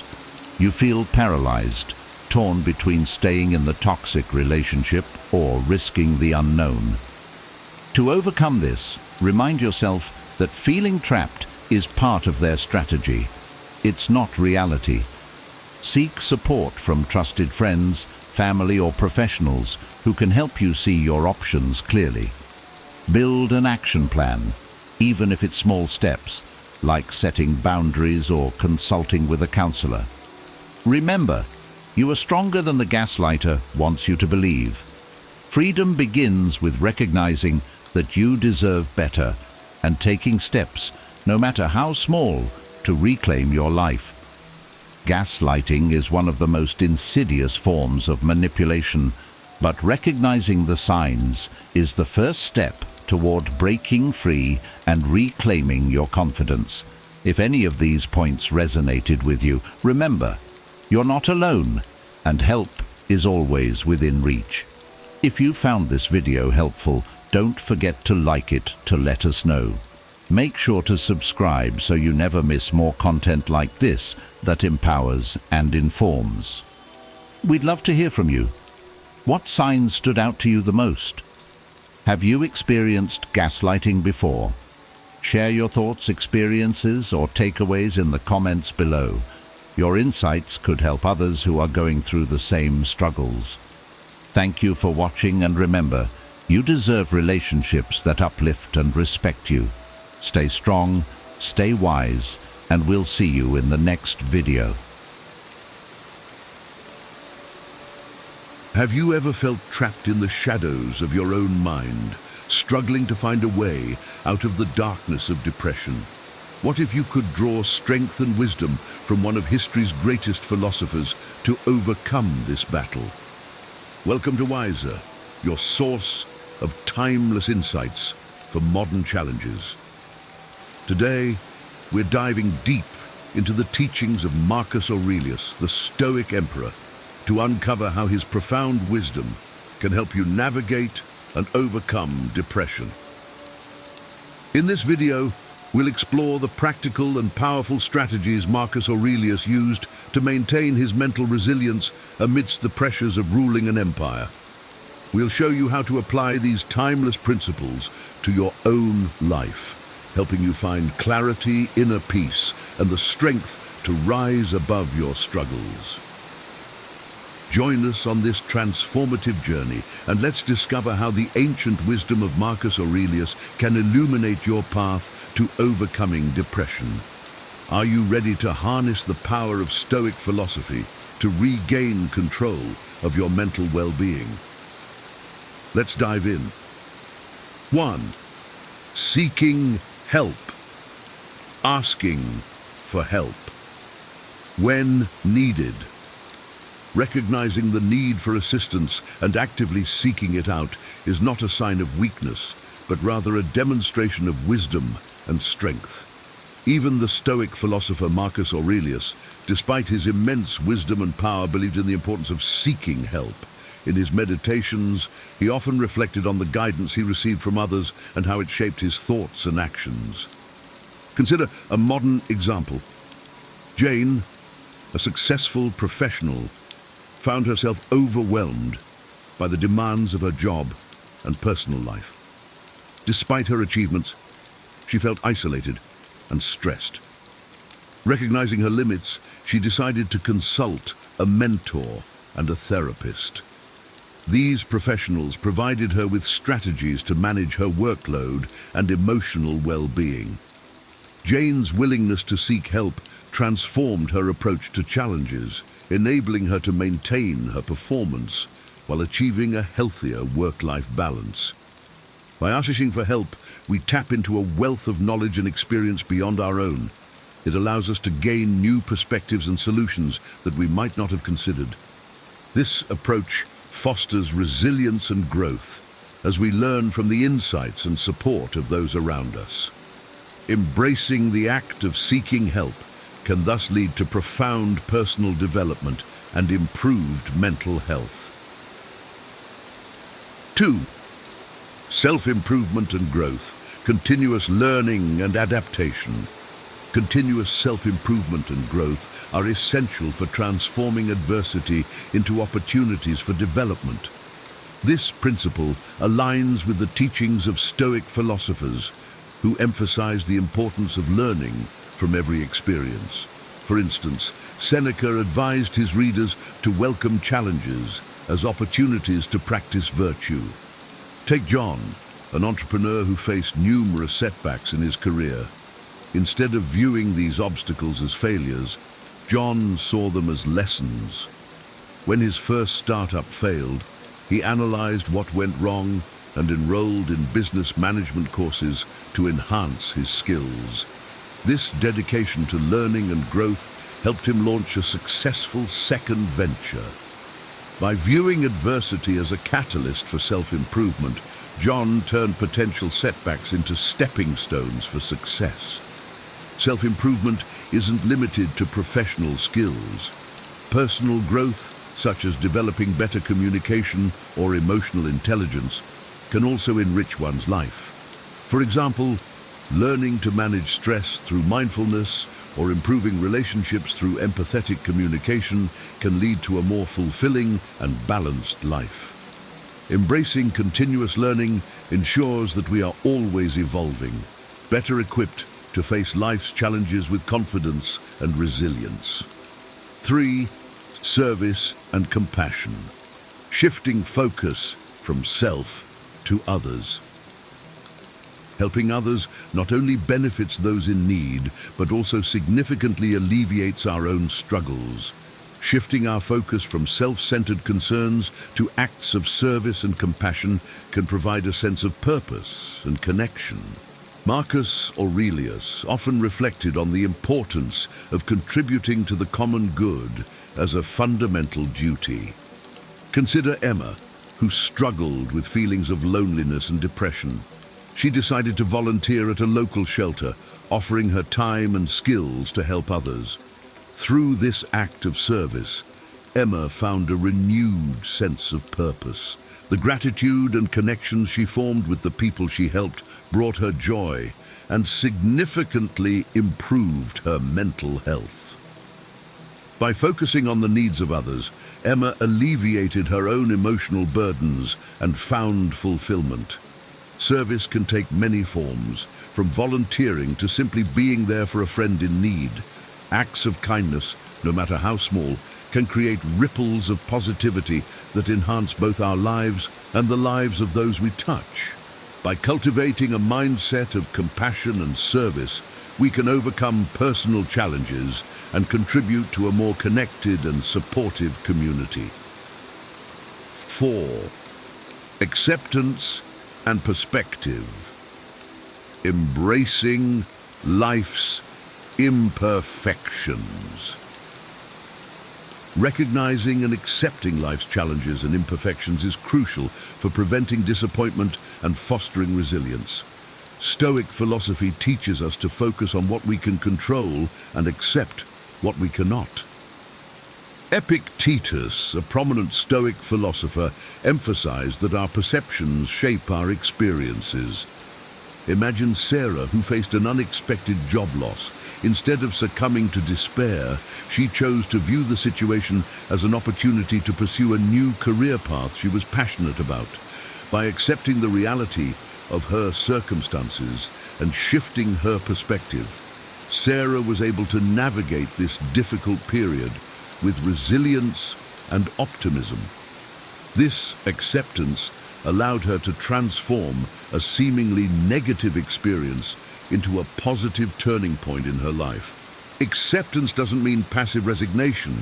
It's about acknowledging reality and taking proactive steps within our control. For instance, if we encounter a traffic jam, instead of getting frustrated, we can use the time to listen to an informative podcast or practice deep breathing. This shift in perspective can turn a potentially stressful situation into a productive or relaxing one. 5. Duty and purpose. Finding fulfillment in contributions. Fulfilling one's duties and contributing to the common good helps shift focus from personal woes to a larger purpose. This Stoic principle underscores the importance of aligning our actions with our values and responsibilities. Marcus Aurelius often wrote about the fulfillment derived from performing one's role in society with integrity and dedication. Consider David, a teacher who found meaning in his work by focusing on the impact he had on his students' lives. Despite facing numerous challenges, such as long hours and limited resources, David's sense of duty and purpose motivated him to persevere. By dedicating himself to his students' growth and success, he found profound satisfaction and resilience in his role. When we align our actions with a sense of duty and purpose, we can ensure that our lives are we cultivate a deeper connection to our work and community. This perspective helps us navigate personal struggles by reminding us that our contributions matter. Whether through professional responsibilities, family roles, or community involvement, finding purpose in our duties can provide a powerful source of motivation and fulfillment. 6. Practical exercises, tools for maintaining perspective. Journaling and reflecting on one's thoughts are effective tools for maintaining perspective and coping with difficulties. Stoic philosophers like Marcus Aurelius often used writing as a means to clarify their thoughts and reinforce their principles. Emily, for example, began a daily journaling practice to manage her anxiety. Each night, she would reflect on her day, noting her achievements, challenges, and what she learned. This practice helped her identify patterns in her thinking and behavior, allowing her to address negative thoughts more constructively. Over time, journaling became a therapeutic tool that provided Emily with clarity and a sense of control over her emotions. In addition to journaling, other practical exercises like mindfulness meditation, gratitude lists, and setting daily intentions can enhance mental resilience.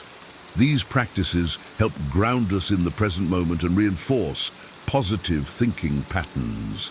By regularly engaging in these exercises, we can develop a more balanced and resilient mindset, better equipped to handle life's challenges. 7. Inner strength. Finding happiness within. Happiness is found within, and external circumstances shouldn't dictate one's inner state. This Stoic belief emphasizes that true contentment comes from within, rather than from external achievements or possessions. Take Anna, who initially sought happiness through material success. Despite achieving her career goals and acquiring wealth, she felt unfulfilled. Realizing this, Anna began exploring mindfulness and self-reflection. She discovered that true happiness stemmed from inner peace and self-acceptance. By focusing on her inner state rather than external validation, Anna cultivated a lasting sense of contentment. Developing inner strength involves recognizing that we have control over our attitudes and reactions. By practicing self-awareness and self-compassion, we can find happiness regardless of our external circumstances. This inner resilience allows us to navigate life's ups and downs with a stable and positive outlook.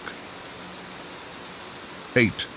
Emotional regulation, maintaining a stable mental state. Regulating emotions through rational thinking and self-control is key to maintaining a stable and positive mental state. Stoic philosophy teaches that our thoughts, not external events, shape our emotions. By managing our thoughts, we can maintain emotional equilibrium. For instance, Alex faced a stressful situation at work when a major project went wrong. Instead of reacting impulsively, he took a step back to analyze the situation rationally. He identified the aspects he could control and developed a plan to address them. By focusing on rational solutions rather than succumbing to panic, Alex managed to resolve the issue effectively and maintain his composure. Practicing emotional regulation involves techniques such as cognitive reframing, deep breathing, and mindfulness. These methods help us pause and assess our reactions, allowing us to respond calmly and constructively. By developing these skills, we can enhance our emotional resilience and handle stress more effectively. 9. Gratitude and contentment, embracing simple pleasures. Cultivating gratitude for what one has and finding contentment in simple pleasures combats feelings of inadequacy and dissatisfaction. Stoic philosophers like Epictetus emphasize the importance of appreciating what we have rather than constantly seeking more. Maria, for example, found herself constantly comparing her life to others on social media, which led to feelings of inadequacy. To counter this, she started a gratitude journal, listing 3 things she was thankful for each day. This practice shifted her focus from what she lacked to what she already had. Over time, Maria developed a deeper appreciation for the simple pleasures in her life, such as spending time with loved ones and enjoying nature. Gratitude practices can significantly improve our mental well-being by fostering a sense of contentment and reducing negative comparisons. By regularly reflecting on the positive aspects of our lives, we can cultivate a more positive and fulfilling outlook. 10. Resilience and endurance. Overcoming life's challenges. Building mental and emotional resilience helps endure and overcome life's challenges with strength and dignity. Stoic philosophy teaches that resilience is developed through facing adversity and learning from it. Consider Jack, who experienced a significant personal loss. Instead of allowing grief to overwhelm him, he sought ways to honor his loved one's memory and find meaning in his experience. He joined a support group, which provided him with a community and coping strategies. Through this process, Jack developed a profound resilience that enabled him to navigate his grief with strength and grace. Developing resilience involves embracing challenges as opportunities for growth. Practices such as setting realistic goals, maintaining a support network, and practicing self-care can enhance our ability to cope with difficulties. By building resilience, we can face life's inevitable challenges with a sense of strength and purpose. 11. Mindfulness and presence, reducing anxiety and depression. Being present in the moment and focusing on the task at hand reduces anxiety and depression. Mindfulness, a practice rooted in Stoic principles, encourages us to fully engage with our current experience rather than dwelling on past regrets or future worries. Lisa, for instance, struggled with anxiety that often left her feeling overwhelmed. She decided to incorporate mindfulness into her daily routine, starting with simple breathing exercises and mindful walking. By paying attention to her breath and the sensations around her, Lisa found that her anxiety levels decreased. She became more focused and present in her activities, which significantly improved her overall well-being. Mindfulness practices such as meditation, mindful eating, and body scan exercises can help us stay grounded and reduce mental clutter. By cultivating mindfulness, we can develop a greater sense of calm and clarity, enhancing our ability to cope with stress and enjoy the present moment. Thank you for joining us on this exploration of how to overcome depression through the timeless wisdom of Marcus Aurelius. By applying the principles of Stoic philosophy, you can find strength and clarity even in the darkest moments. Remember, overcoming depression is a journey, not a destination. Embrace the practices we've discussed, reflecting on your thoughts, focusing on what you can control, and finding purpose in each day. These strategies can help you build resilience and cultivate inner peace, just as they did for Marcus Aurelius.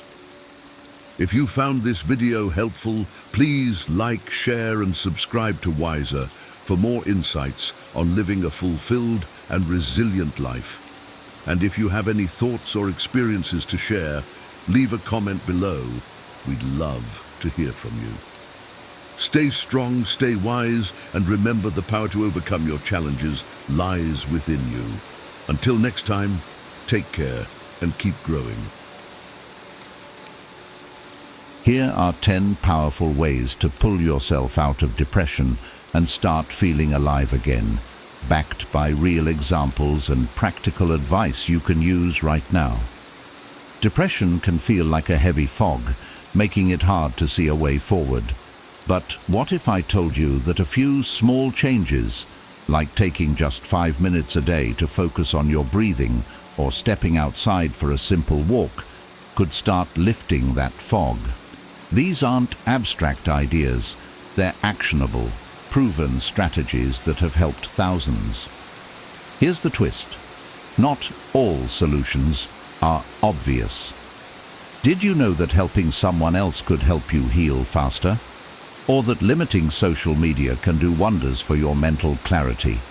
These insights might challenge what you think you know about recovery. This isn't just about feeling better. It's about taking back control, one step at a time. Whether it's establishing a simple daily routine, connecting with people who care, or practicing gratitude in small ways, these strategies work together to rebuild your emotional foundation. Stay with me, because by the end of this video, you'll have practical tools and real hope to tackle depression head-on. Let's dive in. 1. Practice mindfulness daily. Mindfulness is one of the most powerful tools to combat depression, and its beauty lies in its simplicity. Depression often pulls us into the past, dwelling on regrets, mistakes, or lost opportunities, or thrusts us into the future, worrying about uncertainties. Mindfulness allows us to pause and fully experience the present moment, breaking this cycle of negativity. Take my friend Sarah, for example. She used to feel overwhelmed by her daily stress and constant thoughts about her past. Every evening, she'd find herself replaying conversations or worrying about things he couldn't control. One day, her therapist suggested mindfulness meditation. Initially skeptical, Sarah started small. She set a timer for 5 minutes and focused only on her breathing. Whenever her mind wandered, she gently brought it back. After a few weeks, Sarah noticed subtle changes. When she heard birds chirping outside, she paused to enjoy the sound instead of rushing through her morning. She started eating slower, savoring each bite of her meals rather than scrolling through her phone. Mindfulness isn't limited to meditation. It's about being present in any activity. For instance, while washing dishes, you can focus on the sensation of water on your hands or the sound of clinking plates. Similarly, during a walk, notice the colors of leaves, the texture of the ground, or the rhythm of your steps. Studies support Sarah's experience. Harvard research shows that mindfulness can significantly reduce symptoms of depression by rewiring the brain's neural pathways. You don't need to be perfect at it. The key is consistency. Even if you start with a single mindful breath, you're building a foundation to reclaim your mental peace. As Sarah often says now, mindfulness saved my mind, one moment at a time. 2. Prioritize physical activity. Physical activity is often referred to as a natural antidepressant, and for good reason. Exercise releases endorphins, which are chemicals in the brain that act as natural mood elevators. But beyond the science, real-life examples show how transformative movement can be for mental health. Take Jason, a 35-year-old graphic designer. When he was diagnosed with depression, his therapist suggested regular exercise. Jason hated gyms, so he started small, just walking around his block for 10 minutes each morning. At first, he didn't notice much change. But after a week, he realized his mornings felt a little less heavy, and he was more energized for work. Encouraged, Jason gradually increased his walks to 30 minutes. Over time, he even started jogging and later joined a local running group. The camaraderie of exercising with others added a social element that further lifted his spirits. Today, Jason credits those morning walks with kickstarting his journey out of depression. Physical activity doesn't have to mean grueling workouts or hitting the gym. It's about finding what works for you. Yoga can be a gentle way to combine movement with mindfulness. Dancing to your favorite songs in your living room can be both fun and therapeutic. Even household chores like gardening or cleaning count as physical activity. Scientific studies show that as little as 20 minutes of exercise 3 times a week can significantly reduce depressive symptoms. If motivation is an issue, consider pairing the activity with something enjoyable. For example, walk in a park while listening to an audiobook or podcast you love. The key is to start small and be consistent. Just like Jason, you might find that those initial steps, literally and figuratively, are the start of a powerful journey toward reclaiming your joy and energy. 3. Connect with trusted people. Depression often convinces us that we're alone, but reaching out to trusted people can be a lifeline. Talking about your struggles, even briefly, can make you feel less isolated and create space for support and understanding. Consider Maria, a single mother who struggled with depression after losing her job. She felt ashamed and withdrew from her friends and family, thinking they wouldn't understand. One evening, overwhelmed by her thoughts, she called her best friend, Anna. Although Maria was hesitant to share everything, she simply said, "I'm not okay." To Maria's surprise, Anna didn't judge or offer unsolicited advice. She listened. That conversation became a turning point. Anna encouraged Maria to meet up weekly, even if just for coffee or a walk. Slowly, Maria began to feel less burdened, knowing someone cared. Sometimes it's not about solving problems, but having someone hold space for your emotions. Reaching out doesn't have to be a grand gesture. A simple message like, "Can we talk? I'm having a tough time," can open doors to meaningful connections. If you don't feel comfortable talking to friends or family, consider joining support groups or connecting with a therapist. For example, John, a software engineer battling depression, found solace in an online community where members shared their struggles anonymously. Knowing he wasn't alone gave him hope and strength. Research confirms the healing power of human connection. According to studies, social support significantly reduces depressive symptoms and increases resilience. Even small interactions, a smile, a kind word, or a shared moment, can make a difference. Remember, you're not a burden. The people who care about you want to help, just as you would for them. Take the first step, like Maria did, and you might find that opening up creates the light you've been seeking in the darkness. 4. Establish a routine. Depression can disrupt daily life, making even the simplest tasks feel overwhelming. Establishing a routine provides structure and stability, giving you a sense of purpose and control when everything feels chaotic. For example, David, a college student, found himself spiraling into depression after failing a semester. His days blurred together. He'd sleep until noon, skip meals, and spend hours scrolling on his phone. His therapist suggested building a simple daily routine to regain a sense of normalcy. David started small. He committed to waking up at 7:30 a.m. each day and making his bed. These small wins gave him a sense of accomplishment. Next, he added specific times for meals, study sessions, and exercise. He even set aside 15 minutes each night to reflect on his day in a journal. Initially, it was hard for David to stick to his routine. Some days, he felt too drained to complete every task. But he reminded himself that progress, not perfection, was the goal. Over time, his routine became second nature, and the predictability helped reduce his feelings of aimlessness. Routines don't have to be rigid. The key is to create a structure that feels achievable.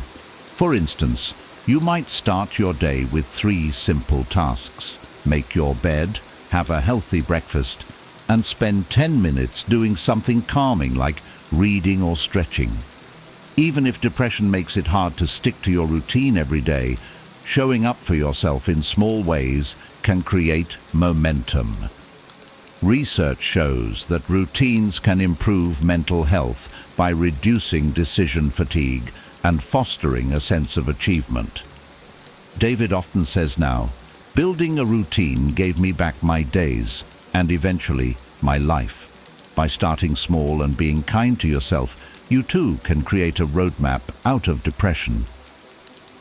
5. Nourish your body. What you eat directly impacts how you feel. Depression can make it tempting to reach for sugary snacks, processed foods, or skip meals altogether. But nourishing your body with the right foods can uplift your mood and provide the energy you need to combat depressive symptoms. Emma, a marketing executive, learned this firsthand.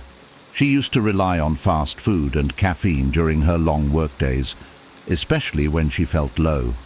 Her meals were quick fixes, burgers, chips, and endless cups of coffee. Over time, she noticed her energy levels crashing and her mood worsening. After consulting a nutritionist, Emma made small, manageable changes to her diet. She started incorporating omega-3 rich foods like salmon and walnuts, which are proven to support brain health. She swapped sugary snacks for fresh fruits like blueberries, known for their antioxidant properties. She also added leafy greens like spinach to her meals, boosting her intake of folate, a nutrient linked to improved mood. Within a few weeks, Emma felt the difference. Her energy was more consistent throughout the day, and her depressive episodes felt less overwhelming. She wasn't perfect. There were still days when she indulged in comfort food. But her overall habits shifted toward balance and nourishment. You don't have to overhaul your diet overnight. Start with simple changes, like drinking more water, adding a handful of nuts as a snack, or having a balanced breakfast. Avoid excessive sugar and processed foods, as they can lead to mood crashes. Research backs this up. A 2019 study found that a Mediterranean-style diet, rich in vegetables, fruits, whole grains and healthy fats, can significantly reduce depression. Remember, food is fuel, not just for your body but for your mind. Like Emma, small dietary adjustments can pave the way to a healthier, happier you. 6. Engage in a creative outlet. Creativity can be a powerful escape from the grip of depression, providing a means to express emotions that might be too difficult to articulate. Engaging in a creative activity, whether it's painting, writing, crafting, or music, can help you process feelings and channel your energy into something meaningful. Consider Mark, a middle school teacher who battled depression after losing his father.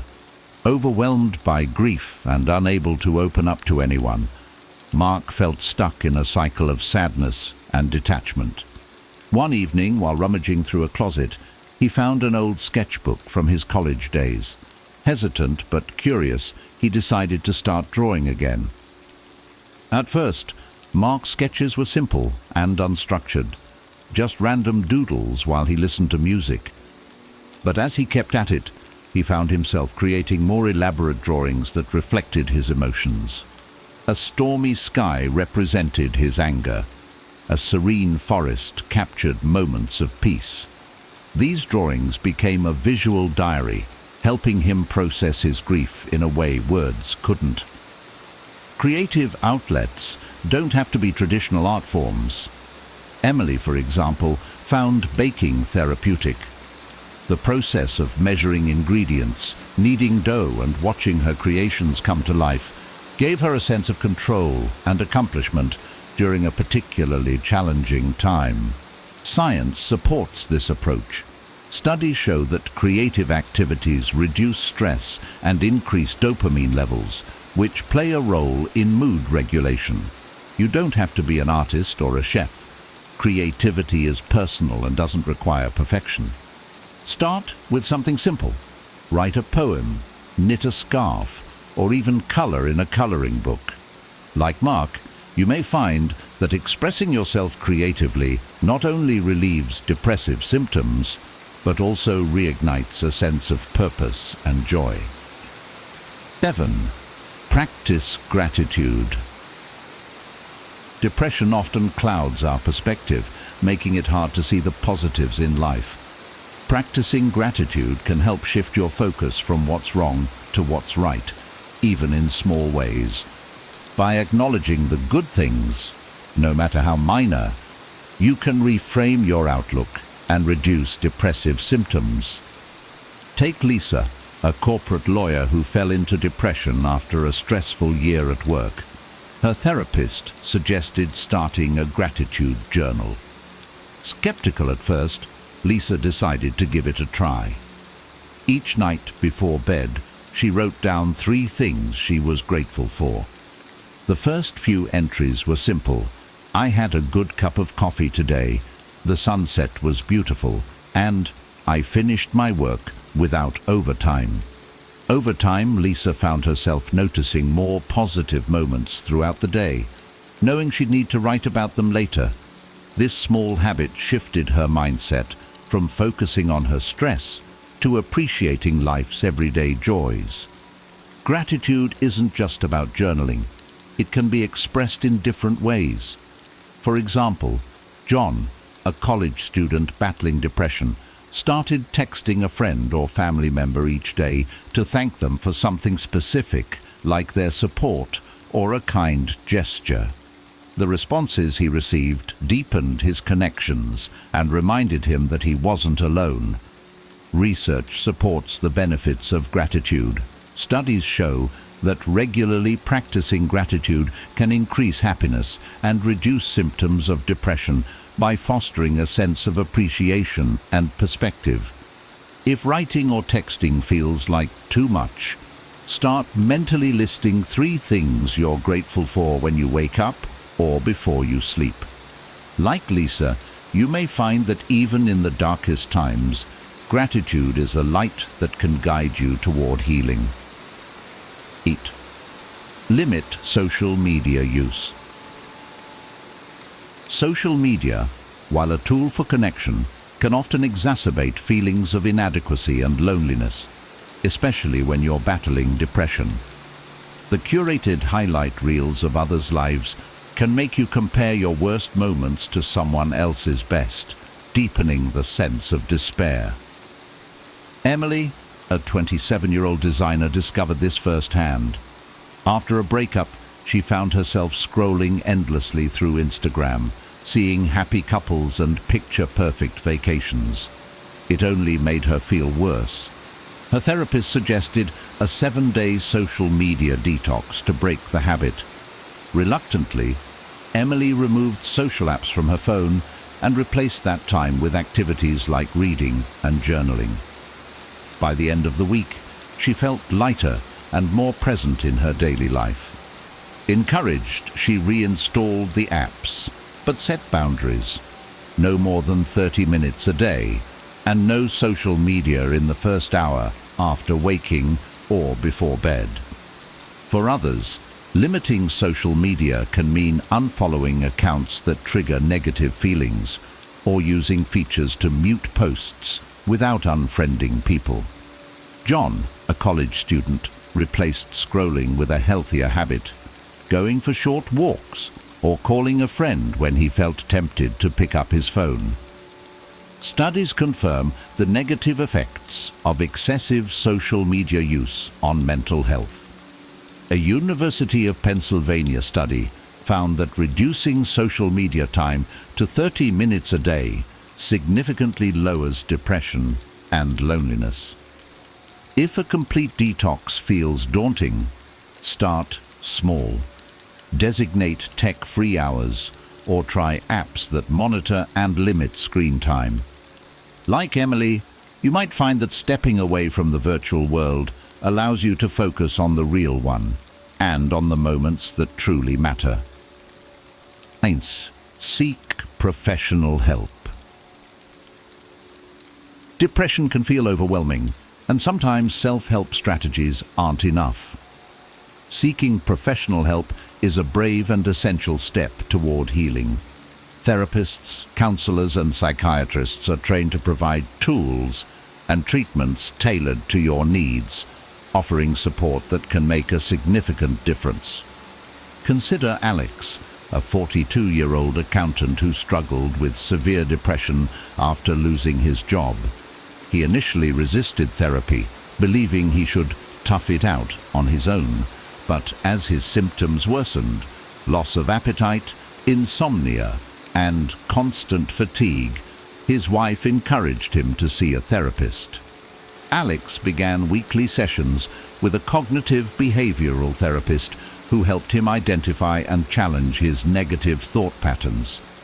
Through therapy, Alex realized that his self-worth wasn't tied to his career, and he developed healthier coping mechanisms. His therapist also suggested he consult a psychiatrist who prescribed medication to help stabilize his mood while he worked through his challenges. Professional help isn't one size fits all. For some, therapy alone may suffice. For others, a combination of therapy and medication might be necessary. There are also different types of therapy, such as cognitive behavioral therapy, CBT, interpersonal therapy, IPT, or mindfulness-based cognitive therapy, MBCT, each designed to address specific aspects of depression. If cost is a concern, consider community clinics, sliding scale fees, or teletherapy options, which often cost less. Hotlines and support groups can also be valuable resources when immediate help is needed. Remember, seeking help is not a sign of weakness. It's an act of courage and self-care. Just as you'd visit a doctor for a broken bone, reaching out for mental health support is taking the first step toward recovery. Like Alex, you might find that professional guidance becomes a turning point in reclaiming your life. 10. Volunteer or help others. One of the most surprising ways to alleviate depression is to focus on helping others. Shifting attention outward creates a sense of purpose, builds connections, and often brings unexpected joy. Take Priya, a 29-year-old teacher who fell into depression after a painful breakup. She felt stuck in a cycle of self-pity and loneliness. At the suggestion of a friend, Priya began volunteering at a local animal shelter.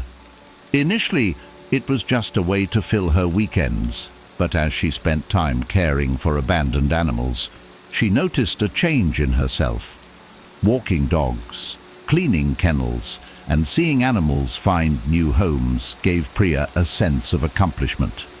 Her depression didn't disappear overnight, but the act of helping beings who needed her made her feel valuable again.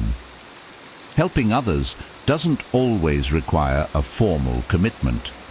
Simple acts like cooking a meal for a neighbor, mentoring someone younger, or even being a listening ear to a friend in need can have a profound impact. For instance, Raj, an engineer, started tutoring underprivileged kids in math after feeling disconnected in his life.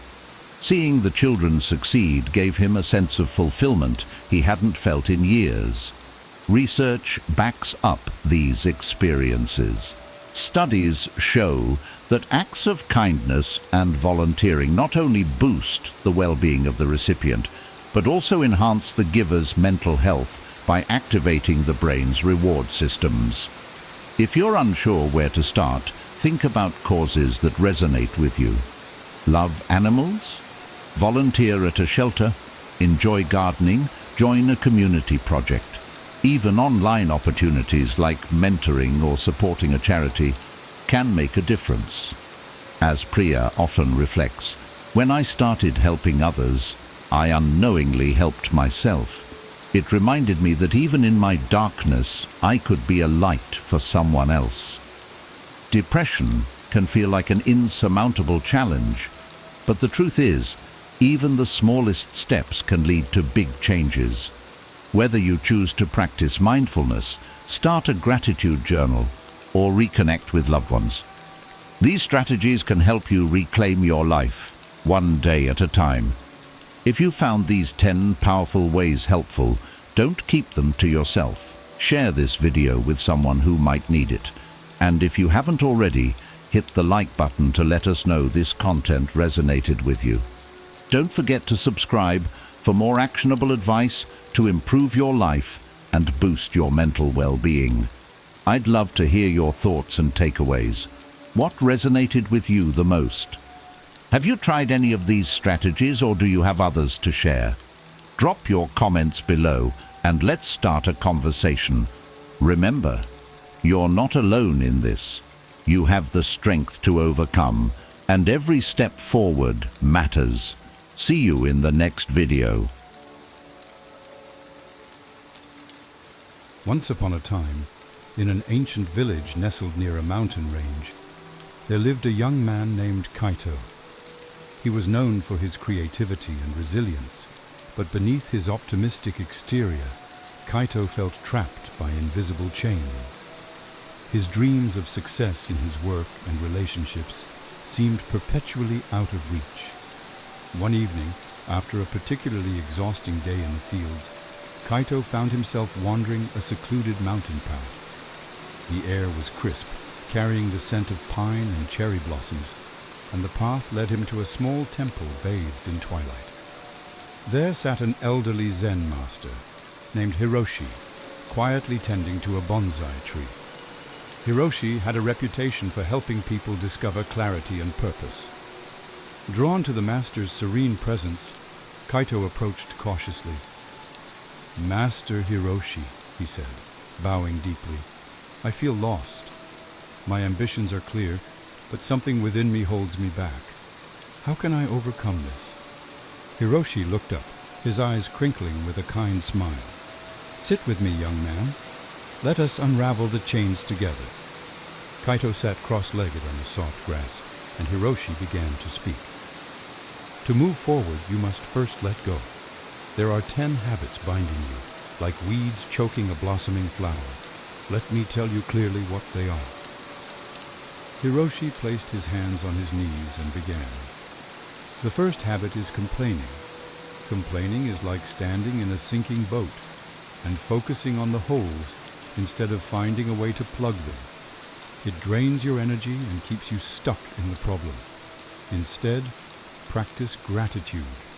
Gratitude allows you to see the resources and opportunities around you. For instance, if your work in the fields frustrates you, focus on the strength it has built in your body or the harvest it provides for your family. Gratitude doesn't ignore the challenges. It simply gives you the strength to address them with clarity." Kaito paused, thinking about how often he complained about the hard labor. "I do focus too much on what's wrong," he admitted. "Maybe if I shifted my energy to appreciating what I have, I could start seeing solutions instead of obstacles." He resolved to start each day by listing 3 things he was grateful for. "Second," Hiroshi continued, "comparison is the thief of joy. Imagine a garden where you constantly compare one flower to another. You'll never appreciate the unique beauty of each bloom. When you compare yourself to others, you undermine your own journey and miss the joy of personal growth. Measure your progress against your past self, not against others. Celebrate their successes as inspiration, not as benchmarks for your worth. Remember, the path you're on is yours alone, shaped by your experiences and dreams." Kaito nodded slowly. "I compare myself to the other farmers all the time, and it makes me feel like I'm not good enough. But if I focus on how far I've come, I might feel more confident about my own path." "Third is perfectionism," Hiroshi said. "Perfectionism paralyzes action because it convinces you that nothing is good enough unless it's flawless. Waiting for the perfect moment means you never start. Life doesn't demand perfection. It asks for effort and progress. Begin with what you have and refine as you go. Consider the bonsai tree. It doesn't grow in a day. Each snip and adjustment shapes it over time. Your efforts are the same. Start small, and you'll achieve greatness through consistent refinement. That hits close to home, Kaito said with a rueful smile. I've been delaying fixing the irrigation system, waiting for the perfect plan. But if I just start with what I can, I'll improve it along the way. The fourth habit is procrastination. Procrastination is like carrying a heavy pack uphill. The longer you wait, the heavier it feels. Break large tasks into smaller, manageable steps. When you focus on one small action, you lighten the load and create momentum. For example, if you dread preparing your tools for the next season, start by cleaning just one. Action, no matter how small, diminishes fear and builds confidence. I've definitely felt that weight, Kaito admitted. If I can just start with something small, even if it's just sharpening one tool, maybe I can build momentum. Fifth, Hiroshi continued, is overcommitting. Imagine a single flame trying to light too many candles. It spreads itself too thin and risks extinguishing entirely. When you say yes to everything, you dilute your focus and drain your energy. Learn to prioritize. Say no to what doesn't align with your values and goals so you can say yes to what truly matters. It's not selfish. It's necessary for growth and balance. Kaito sighed. I hate saying no because I don't want to disappoint people, but I see how it's draining me. I'll practice being more selective about where I spend my energy. The sixth habit is people-pleasing. Living to satisfy others' expectations is like wearing clothes that don't fit. You lose your comfort and identity. Honor your own needs and live authentically. When you respect yourself, others who truly matter will respect you too. For instance, if you feel compelled to agree with someone to keep the peace, pause and ask yourself if doing so aligns with your values. Honesty with yourself and others fosters genuine relationships. That's a hard one for me, Kaito confessed. I've been trying to make everyone happy, but it's left me feeling empty. I need to start focusing on what truly matters to me. Seventh is self-doubt, Hiroshi said firmly. Self-doubt is a shadow that grows when you stand still. Reflect on your past achievements to remind yourself of your abilities. You've overcome challenges before, and you'll do so again. Confidence doesn't come from never failing. It comes from knowing you can rise after every fall. Keep a journal of your successes, no matter how small, and revisit it when doubt creeps in. I often forget my own successes, Kaito said thoughtfully. I'll start keeping a journal of my achievements to remind myself of what I'm capable of. The eighth habit is multitasking, Hiroshi explained. Multitasking scatters your focus like seeds thrown to the wind. They rarely land where they'll grow. Deep concentration, on the other hand, is like planting a single seed with care. Focus on one task at a time, and you'll achieve mastery and greater satisfaction. For example, if you're repairing a fence, set aside distractions like conversations until it's finished. Quality work comes from undivided attention. I'm always juggling too many things, Kaito admitted. I'll try focusing on one task at a time and see if it makes a difference. Ninth, Hiroshi continued, is avoiding feedback. Feedback is a mirror that reflects areas for growth. Embrace it with humility and curiosity. Constructive criticism isn't a personal attack. It's a tool for refinement. Seek it out and use it to sharpen your skills and perspective. When someone offers feedback, thank them and ask yourself how it can help you grow. I've always been defensive about criticism, Kaito said. But if I can view it as a chance to learn, I might grow faster. And finally, the 10th habit is neglecting self-care, Hiroshi said, his tone softening.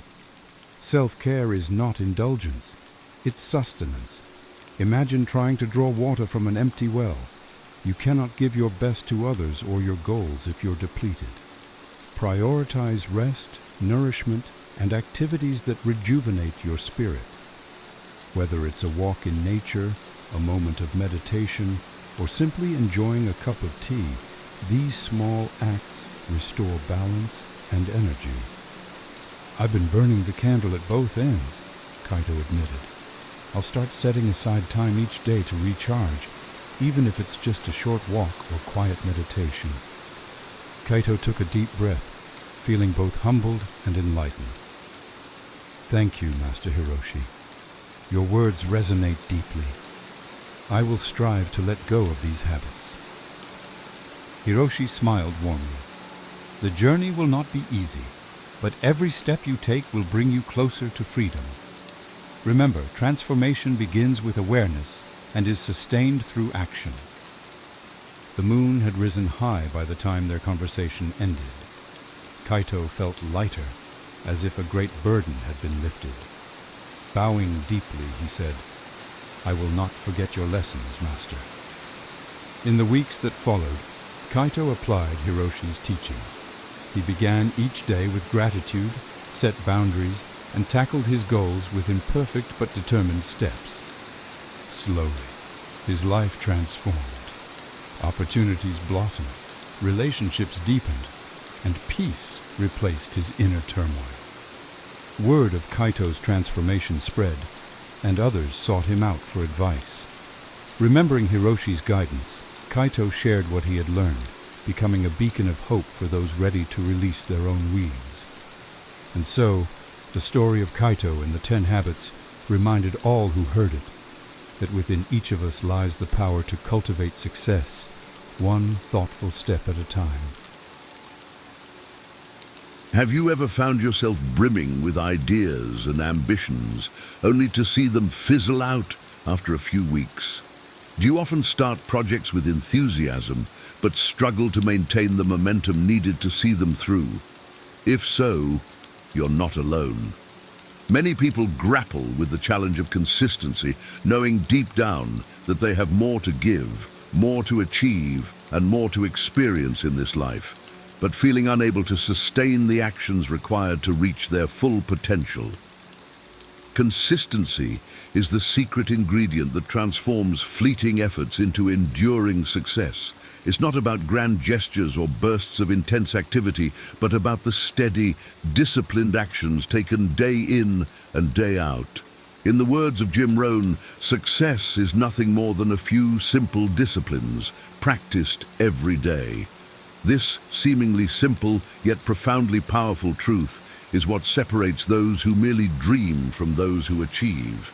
In this guide, we will explore the essence of consistency and how you can cultivate it in your life. By delving into 3 foundational principles, clarifying your why, accountability, and intentional action, you'll discover the tools and mindset needed to build a life of unwavering discipline and remarkable achievements. This journey is not just about accomplishing goals, it's about transforming your approach to life, embracing a Stoic philosophy that emphasizes resilience, purpose, and relentless commitment. Prepare to unlock the potential within you, to harness the power of consistency, and to achieve the kind of lasting success that most people only ever dream of. Let's embark on this journey together, starting with the first crucial step, clarifying your why. Number 1, clarify your why. To embark on any meaningful journey, you must first understand the deeper reason behind your actions. This is not just about setting goals, it's about uncovering the core purpose that drives you, the why that ignites your passion and keeps you resilient in the face of adversity. When you have a profound reason guiding your actions, you are equipped with an anchor, a steadying force that ensures you remain focused and motivated, no matter how turbulent the waters of life may become. In the philosophy of Stoicism, clarity of purpose is paramount. The ancient Stoics believed that to live a fulfilling life, one must act in harmony with their values and principles. This alignment between your actions and your core beliefs forms the bedrock of true consistency. Ask yourself, what is it that you deeply desire? What values do you hold most sacred? What vision do you have for your life, not just in terms of achievements, but in the way you live and the impact you leave behind? Your why should be a beacon that guides you through the darkest times. Consider the journey of Marcus Aurelius, a Roman emperor and Stoic philosopher who faced countless challenges during his reign. Despite the immense pressures and adversities, he remained steadfast, driven by a profound sense of duty to his people and a commitment to his philosophical principles. His why was not merely to rule, but to serve as a just and virtuous leader, to live in accordance with the Stoic values of wisdom, courage, justice, and temperance. In your own life, finding this level of clarity requires introspection and honesty. Reflect deeply on what truly matters to you. Is it the well-being of your family, the pursuit of knowledge, the desire to contribute to your community or make a difference in the world? Your why should resonate with your innermost values and passions, creating a compelling vision that inspires you to persist even when faced with obstacles. Once you have identified your why, let it permeate every aspect of your life. Use it as a touchstone when making decisions, a source of strength when encountering difficulties, and a guiding principle for your daily actions.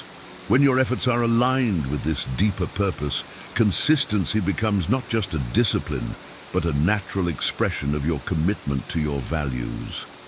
Remember, the journey to consistency is not about perfection, but about persistent effort. There will be days when motivation wanes and distractions abound. During these times, return to your why. Let it remind you of the bigger picture, the overarching narrative of your life story. In the words of Seneca, another great Stoic philosopher, if a man knows not to which port he sails, no wind is favorable. Your why is that port, a clear destination that ensures you navigate life's challenges with purpose and determination. In conclusion, to cultivate true consistency, you must first clarify your why.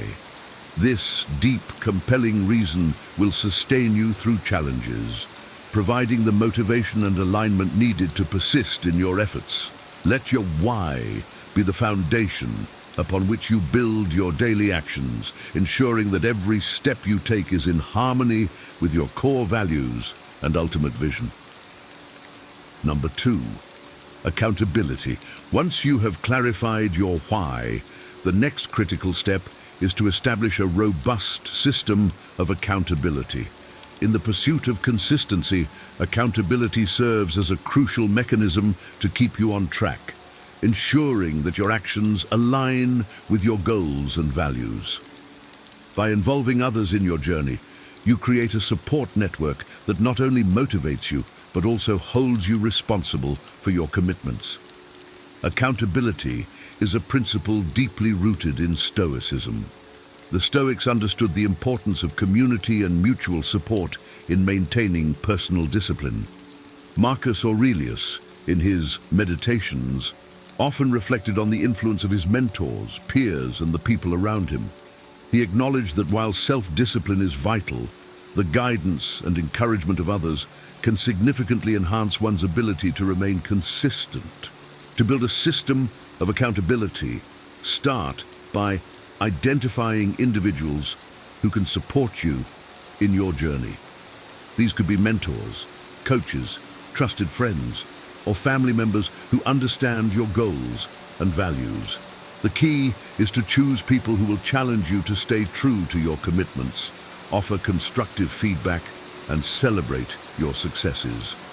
These accountability partners should be people who believe in your potential and are willing to invest their time and energy in your growth. In practical terms, setting up regular check-ins with your accountability partners can be immensely beneficial. These sessions can serve as a platform for you to discuss your progress, share challenges, and receive guidance. The mere knowledge that someone else is keeping track of your efforts can be a powerful motivator, compelling you to maintain your discipline and follow through on your plans. Moreover, accountability can extend beyond personal relationships to include formal structures. Joining a group or community that shares similar goals can provide additional layers of support and motivation. Whether it's a professional association, a mastermind group, or an online community, being part of a collective effort can inspire you to stay consistent and committed. One of the significant benefits of accountability is that it helps counteract the human tendency to procrastinate or make excuses. When left to our own devices, it's easy to rationalize why we didn't stick to our plans. However, when we know that we have to report our actions to someone else, we are more likely to push through resistance and uphold our commitments. This external pressure can be a powerful antidote to the internal inertia that often hinders progress. In the Stoic tradition, the concept of accountability also involves self-reflection and personal honesty. Keeping a journal where you record your daily actions, reflect on your progress, and evaluate your adherence to your goals can serve as a personal accountability tool. This practice allows you to take an objective look at your efforts, identify areas for improvement, and reinforce your commitment to consistency. In summary, accountability is a fundamental pillar of consistency. By surrounding yourself with supportive individuals and creating formal structures for regular check-ins, you reinforce your commitment to your goals. This network of accountability partners helps you stay motivated, provides valuable feedback, and ensures that you remain on track. Remember, as the Stoics taught, we are stronger together, and through mutual support and accountability, we can achieve remarkable consistency and success. Number 3, intentional action. With your why clearly defined and a solid accountability system in place, the final piece of the puzzle is to take intentional action. Consistency is not merely a theoretical concept. It is manifested through deliberate, purposeful actions repeated over time. This is where the practical application of your plans takes shape, transforming your goals into tangible outcomes. Intentional action requires you to establish a structured daily routine that supports your objectives. This involves setting specific, manageable tasks that align with your broader goals and breaking them down into actionable steps. The Stoics believed in the power of daily practices and routines to cultivate virtue and excellence.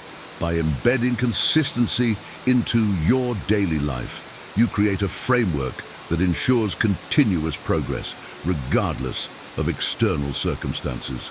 Start by identifying the key activities that directly contribute to your goals. These activities should be prioritized in your daily schedule, receiving the attention and focus they deserve.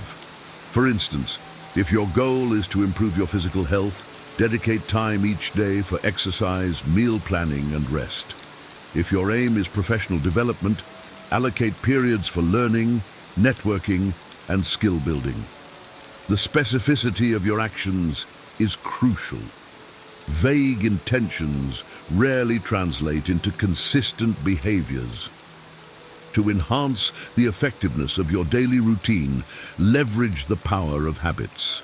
Habits are automatic behaviors that, once established, require minimal conscious effort to maintain.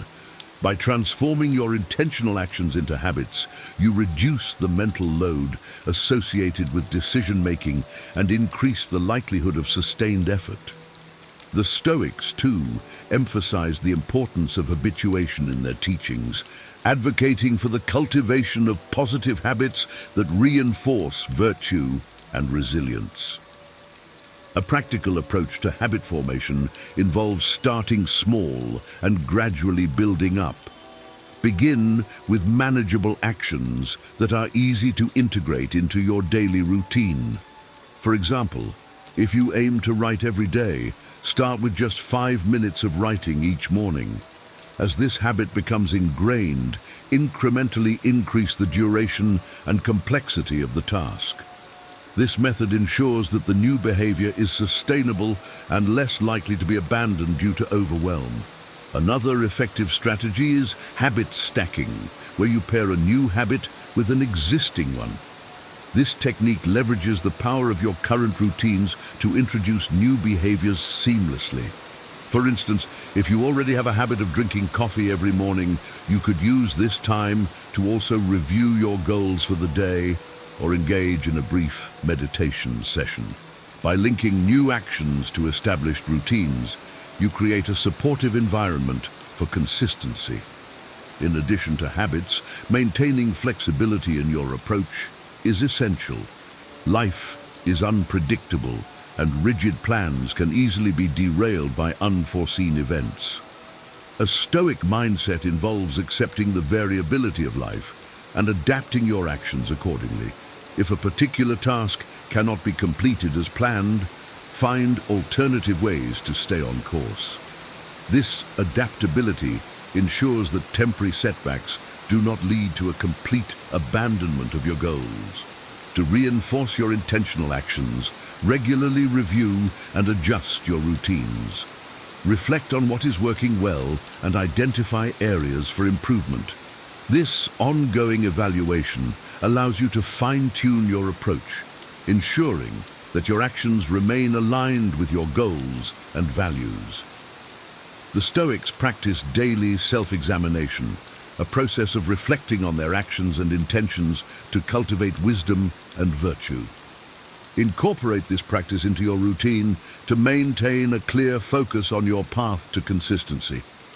In conclusion, intentional action is the practical embodiment of consistency. By establishing structured routines, cultivating positive habits, and maintaining flexibility, you create a sustainable framework for achieving your goals.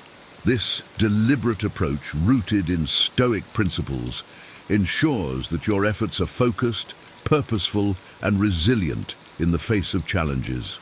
Embrace intentional action as a cornerstone of your journey towards consistency, and watch as your disciplined efforts transform your aspirations into reality. As we draw this journey to a close, I invite you to reflect deeply on the path ahead. Consistency is not just a practice, it is a commitment to yourself, a vow to honor your deepest values and aspirations every single day. It's about forging a bond with your future self, a promise to strive relentlessly, to show up and to push through, no matter the obstacles that come your way. Imagine the life you could create with unwavering consistency. Picture the goals you would achieve, the growth you would experience, and the impact you could have. See yourself not as someone who merely dreams, but as someone who acts, who perseveres, who makes things happen. This is the power of consistency. It transforms potential into reality and dreams into accomplishments. Remember, the journey of 1,000 miles begins with a single step. Clarify your why. Surround yourself with a circle of accountability and take intentional, disciplined actions every day. Let these principles guide you, and let your commitment to consistency be the cornerstone of your success.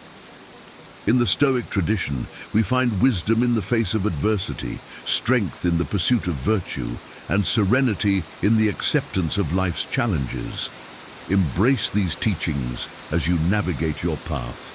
Know that every step you take, no matter how small, is a testament to your resilience and determination. So, as you move forward, carry with you the words of Seneca. It is not because things are difficult that we do not dare. It is because we do not dare that they are difficult. Dare to be consistent. Dare to commit fully to your goals and dreams.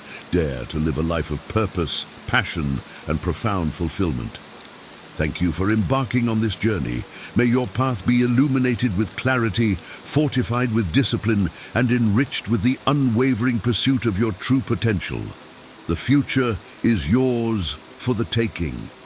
Seize it with all your heart, and let your consistency be the force that propels you to greatness. 10 terrible signs you shouldn't trust your own family and how to deal with this painful problem. Family, where life begins and love never ends. Yet, the same relationships that bring us love and comfort can sometimes be our greatest sources of pain. Family bonds are often idealized as safe havens, but when trust is broken, the emotional fallout can be profound.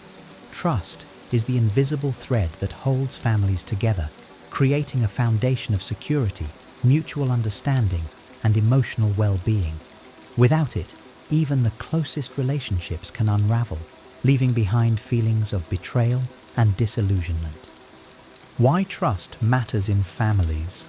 Trust within families fosters open communication, mutual respect, and unwavering support. It's the bedrock upon which strong, loving relationships are built. When trust is present, family members feel safe to share their vulnerabilities and celebrate each other's triumphs. However, the absence of trust can lead to toxic dynamics, fostering feelings of resentment, anxiety, and isolation. Betrayal or persistent dishonesty doesn't just affect the individual, it ripples through the family, eroding the collective sense of security.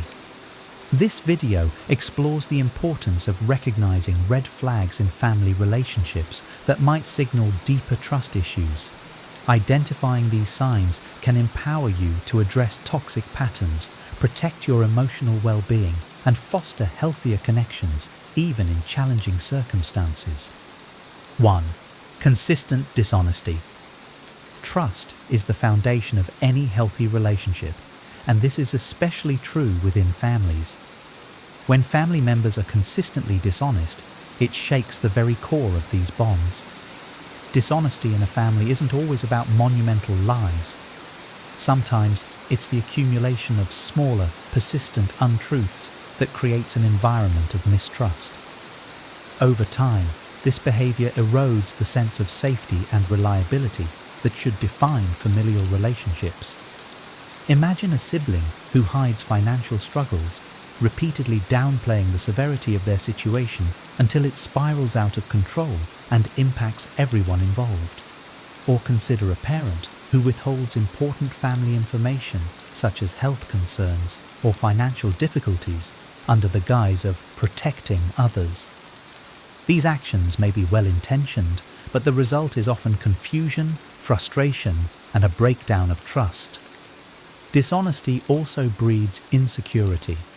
It leaves family members second-guessing each other's words and intentions, creating an atmosphere of suspicion. When you can't rely on someone to tell you the truth, it becomes nearly impossible to confide in them, let alone depend on them during challenging times. Ultimately, consistent dishonesty signals a deeper issue, a lack of respect for the relationship and for your right to transparency. Addressing dishonesty requires courage and a commitment to open communication. It may involve confronting the family member in question, setting boundaries, or seeking external support, such as therapy, to rebuild trust. While rebuilding trust is possible, it requires mutual effort. Being honest, even when the truth is uncomfortable, strengthens relationships, proving that love and trust go hand in hand. In contrast, persistent dishonesty only serves to alienate and distance, leaving the relationship fractured and fragile. Recognizing and addressing this red flag is essential for fostering authentic and lasting family connections. 2. Manipulative behavior. Manipulative behavior in family relationships is a subtle yet deeply damaging dynamic. It often disguises itself as care or concern, but gradually erodes the autonomy and emotional well-being of its target.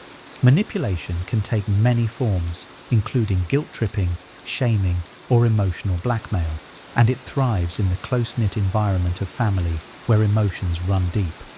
Imagine a parent who uses financial support as leverage to dictate your choices, such as your career, where you live, or whom you marry. The message becomes clear: their help comes with strings attached. This creates an unhealthy dependency and makes you feel trapped in decisions that don't align with your authentic desires. Another example could be a sibling who constantly plays the victim, exaggerating their struggles to garner your sympathy and attention while ignoring your boundaries and needs. The harm in manipulative behavior lies in its ability to distort relationships. Instead of being built on mutual respect and understanding, these relationships become transactional, with one person always exerting control. This dynamic can lead to feelings of resentment, frustration, and helplessness. Recognizing manipulation starts with identifying patterns. Do you often feel guilty after interacting with a particular family member? Are you pressured into decisions that make you uncomfortable? These are signs that manipulation may be at play. Addressing manipulative behavior requires setting and enforcing boundaries. Clearly communicate what you will and will not tolerate. For example, you can say, "I appreciate your input, but I need to make this decision on my own." If manipulation persists, limiting interactions or seeking professional guidance, such as family counseling, might be necessary. Remember, genuine family support empowers rather than controls. Healthy relationships allow space for individuality and growth, fostering a foundation of love and mutual respect free from manipulation. 3. Betrayal of confidence. Betrayal of confidence is a profound violation of trust that can leave lasting scars in family relationships. Trusting someone with personal information or feelings is an act of vulnerability, and when that trust is broken, it shakes the foundation of the bond. Families are meant to provide a safe space, but when private matters are shared without consent, it undermines the very essence of that safety. Consider a scenario where you confide in a family member about a difficult situation, such as a relationship problem or a personal failure, only to later hear it repeated to others during a family gathering. Not only does this violate your privacy, but it also exposes you to judgment and embarrassment from people you didn't choose to share with. The sense of betrayal can lead to feelings of isolation and hesitation to open up in the future. The damage caused by a breach of confidence is often amplified in families because of the emotional closeness involved. It creates a ripple effect, eroding trust not only in the person who betrayed you, but in the family dynamic as a whole. To address this issue, it's essential to set clear boundaries, express how their actions have hurt you, and emphasize the importance of keeping private matters confidential. For instance, you might say, "When I share something personal, I need to know it stays between us." If the behavior continues, consider limiting what you share with that individual. Building or rebuilding trust takes time and consistency. Both parties must be committed to respecting boundaries and nurturing a culture of discretion. A family should be a source of comfort, not fear of betrayal. Protecting your emotional well-being may require difficult conversations, but it's a necessary step toward preserving meaningful relationships. 4. Financial exploitation. Financial exploitation in families often disguises itself as a harmless request for help, but can quickly spiral into a pattern of manipulation and misuse. Families are expected to support one another, but when financial assistance becomes a recurring demand or is given under false pretenses, it creates an unhealthy dynamic of dependency and mistrust. Imagine a relative who frequently borrows money, promising repayment but never following through. Over time, this pattern not only strains your finances, but also leaves you feeling used and disrespected. In more extreme cases, financial exploitation can involve subtle coercion, like a family member guilt-tripping you into giving them money or resources they don't genuinely need. The emotional toll of financial exploitation is significant. It fosters resentment, disrupts family harmony, and can make you hesitant to offer help in genuine cases of need. It also sets a harmful precedent where boundaries are ignored and one-sided expectations dominate the relationship. Addressing financial exploitation requires assertiveness.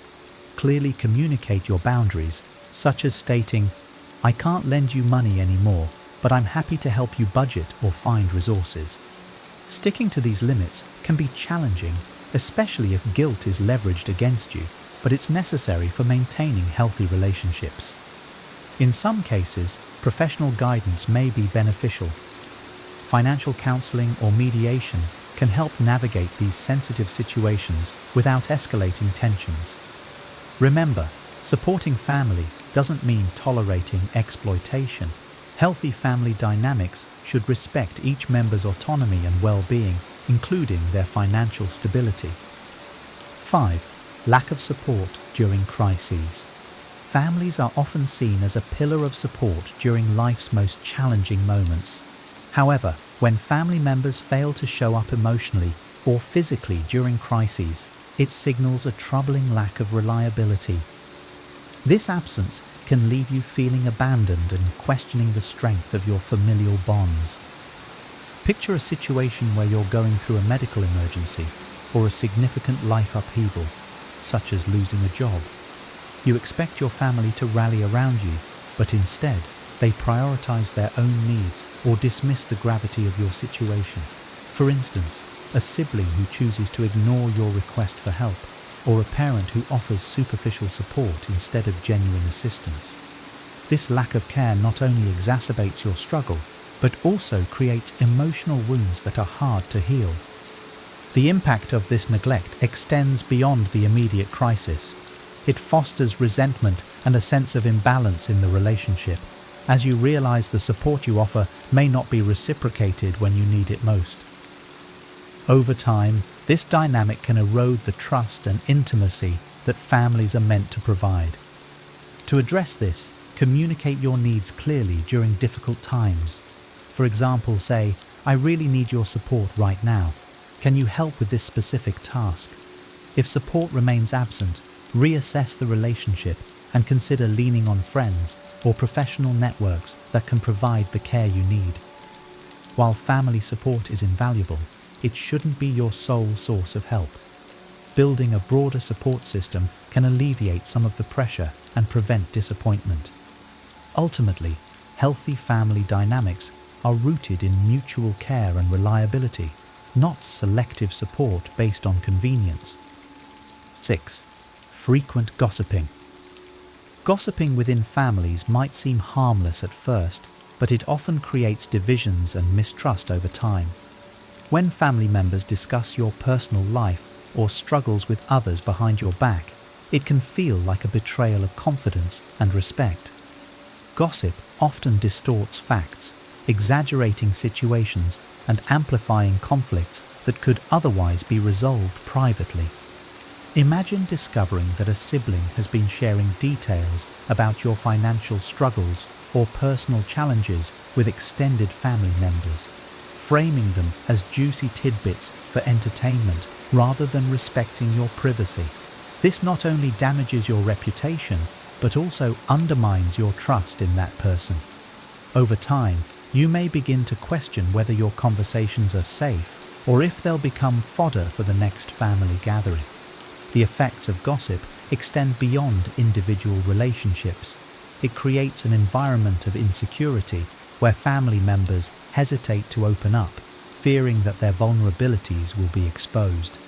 This atmosphere disrupts the open communication and support that families should foster. To address gossip, confront it directly but calmly. Let the person know how their actions have affected you by saying, "I value our relationship, but I feel hurt when private matters I've shared are discussed with others." Setting boundaries about what you're comfortable sharing and with whom is critical. Over time, you may need to adjust your expectations of those who engage in gossip and limit your disclosures to them. Instead, prioritize relationships within the family where trust and mutual respect are evident. Healthy family dynamics thrive on confidentiality, empathy, and understanding, not on spreading rumors or creating unnecessary drama. 7. Dismissal of boundaries. Respecting boundaries is fundamental in any relationship, but it's especially crucial within families. When boundaries are ignored or dismissed, it creates tension and conflict, as well as a sense that your needs and autonomy are not valued. This can manifest in many ways, from emotional intrusions to physical overstepping. Consider a parent who enters your home uninvited, even after you've asked them to call beforehand. Or a relative who dismisses your parenting choices, constantly criticizing how you raise your children despite your repeated requests to respect your methods. These actions, though sometimes framed as care or concern, signal a lack of respect for your individuality and decisions. The dismissal of boundaries often stems from a power dynamic where one person feels entitled to dictate or interfere in your life. This can lead to frustration, resentment, and a breakdown in communication.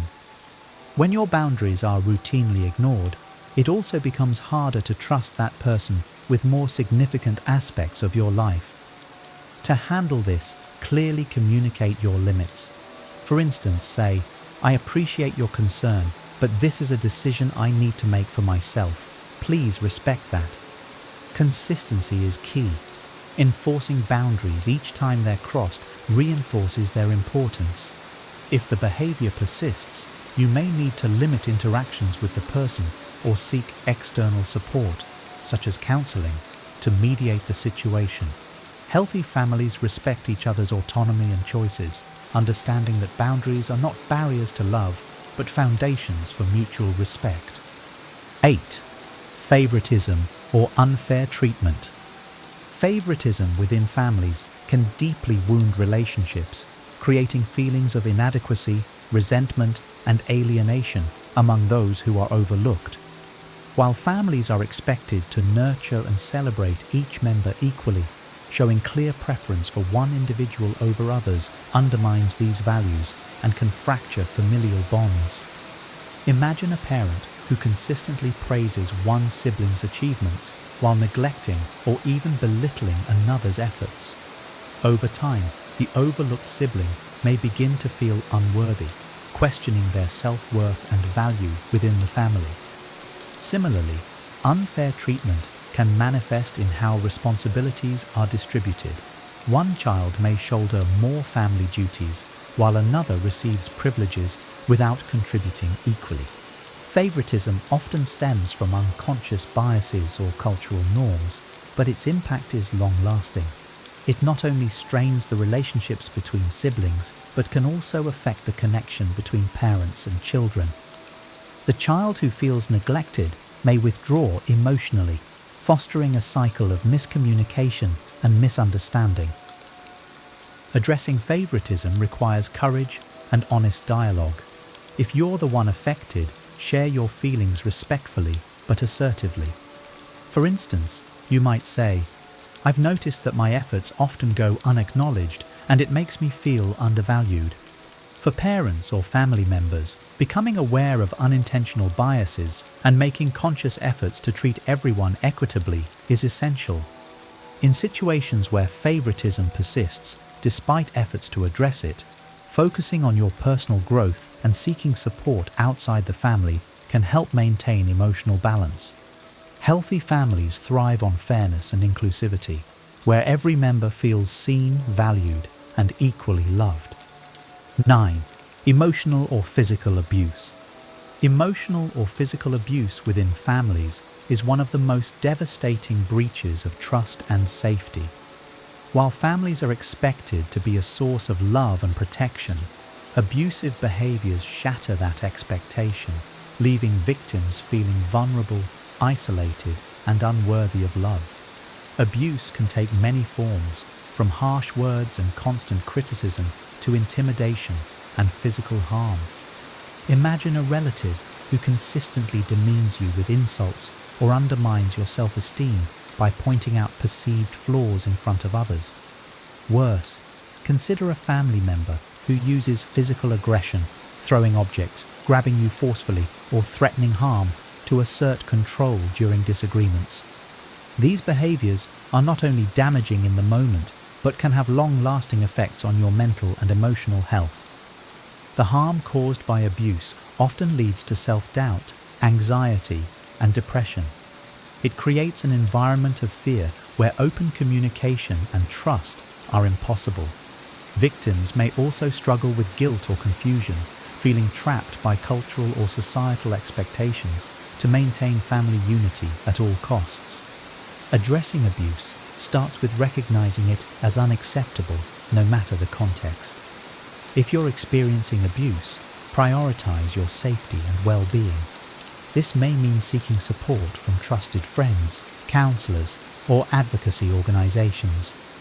Establish boundaries and, if necessary, create physical or emotional distance from the abuser. Breaking the cycle of abuse is challenging but essential for healing. It requires bravery to confront the issue, seek help, and, in some cases, walk away from toxic relationships. Healthy families nurture, protect, and uplift their members, making it crucial to demand and uphold an environment free from harm. Everyone deserves to feel safe and respected in their family. 10. Refusal to acknowledge or address conflicts. Conflict is an inevitable part of any relationship, but how it's handled determines whether it strengthens or weakens the bond. In families, a refusal to acknowledge or address conflicts often leads to unresolved tensions and lingering resentment. When issues are ignored or swept under the rug, they don't disappear. They fester, eventually erupting in more significant, damaging ways.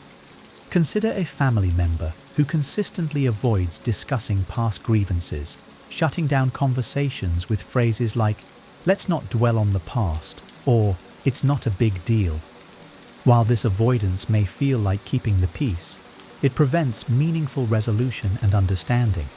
For instance, unresolved arguments about financial responsibilities or personal boundaries can create ongoing frustration, silently damaging relationships. This refusal to engage in conflict resolution sends a message that your feelings and concerns don't matter, eroding trust and mutual respect.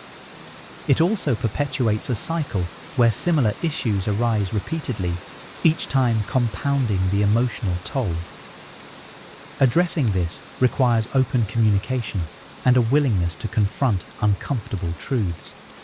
Initiate conversations with a calm and solution-focused tone, saying something like, "I'd like to talk about this issue so we can move forward and strengthen our relationship." If the other party remains resistant, consider involving a neutral mediator, like a family counselor, to facilitate productive discussions. Resolving conflicts doesn't mean erasing disagreements. It means understanding each other's perspectives and finding common ground. Healthy families prioritize growth and connection by facing challenges together, fostering an environment where conflicts are opportunities for deeper understanding rather than sources of division. Solutions: how to deal with these painful problems. 1. Setting and enforcing boundaries. Boundaries are essential for maintaining healthy relationships, especially in families where emotions and expectations often run high. Setting clear boundaries communicates your needs and ensures that interactions remain respectful and balanced. However, enforcing boundaries requires consistency and courage, especially if family members are resistant or dismissive. For example, if a parent frequently criticizes your parenting style, you can establish a boundary by calmly saying, "I understand you have advice, but I prefer to make my own decisions regarding my children. Please respect that." The key is to be firm yet respectful, avoiding emotional confrontations that might escalate tensions. Enforcing boundaries might also involve limiting certain topics of discussion. If a relative often brings up sensitive or triggering subjects, you can redirect the conversation or politely state that you're not comfortable discussing that matter. While setting boundaries may initially create discomfort or pushback, it ultimately fosters healthier dynamics. It teaches family members how to interact with you in a way that respects your emotional and physical well-being. Remember, boundaries are not about creating distance, but about ensuring mutual respect. They allow for deeper, more meaningful connections by establishing a foundation of trust and understanding. Over time, consistent boundary setting helps shift unhealthy dynamics and promotes a more balanced and fulfilling family relationship. 2. Seeking open communication. Open communication is the cornerstone of healthy family relationships. It involves expressing your thoughts, feelings, and concerns honestly while creating space for others to do the same. When conflicts or trust issues arise, addressing them directly, yet constructively, can pave the way for resolution and deeper understanding. Start by choosing an appropriate time and setting for conversations. Avoid discussing sensitive topics during emotionally charged moments. Instead, approach the discussion with a calm demeanor and a willingness to listen. For instance, you might begin by saying, "I've noticed some tension between us, and I'd like to talk about it so we can move forward together." Active listening is crucial. Give family members the opportunity to share their perspectives without interruption or judgment. Validating their feelings, even if you disagree, can create a sense of mutual respect. For example, saying, "I understand why you feel that way, and I want to work with you to find a solution," can de-escalate potential conflicts. If emotions run high, consider using I statements to express your concerns without placing blame. For example, "I feel hurt when my boundaries are ignored," is more effective than "you always disrespect me." Open communication doesn't guarantee immediate resolution, but it lays the groundwork for mutual trust and empathy. Over time, these conversations strengthen family bonds and create a culture where concerns can be addressed without fear of judgment or dismissal. In cases where communication remains difficult, seeking the guidance of a family therapist can help facilitate productive dialogue. Healthy families thrive on open communication, where every member feels heard, valued, and understood. Taking the first step to initiate these conversations shows courage and a commitment to fostering positive relationships.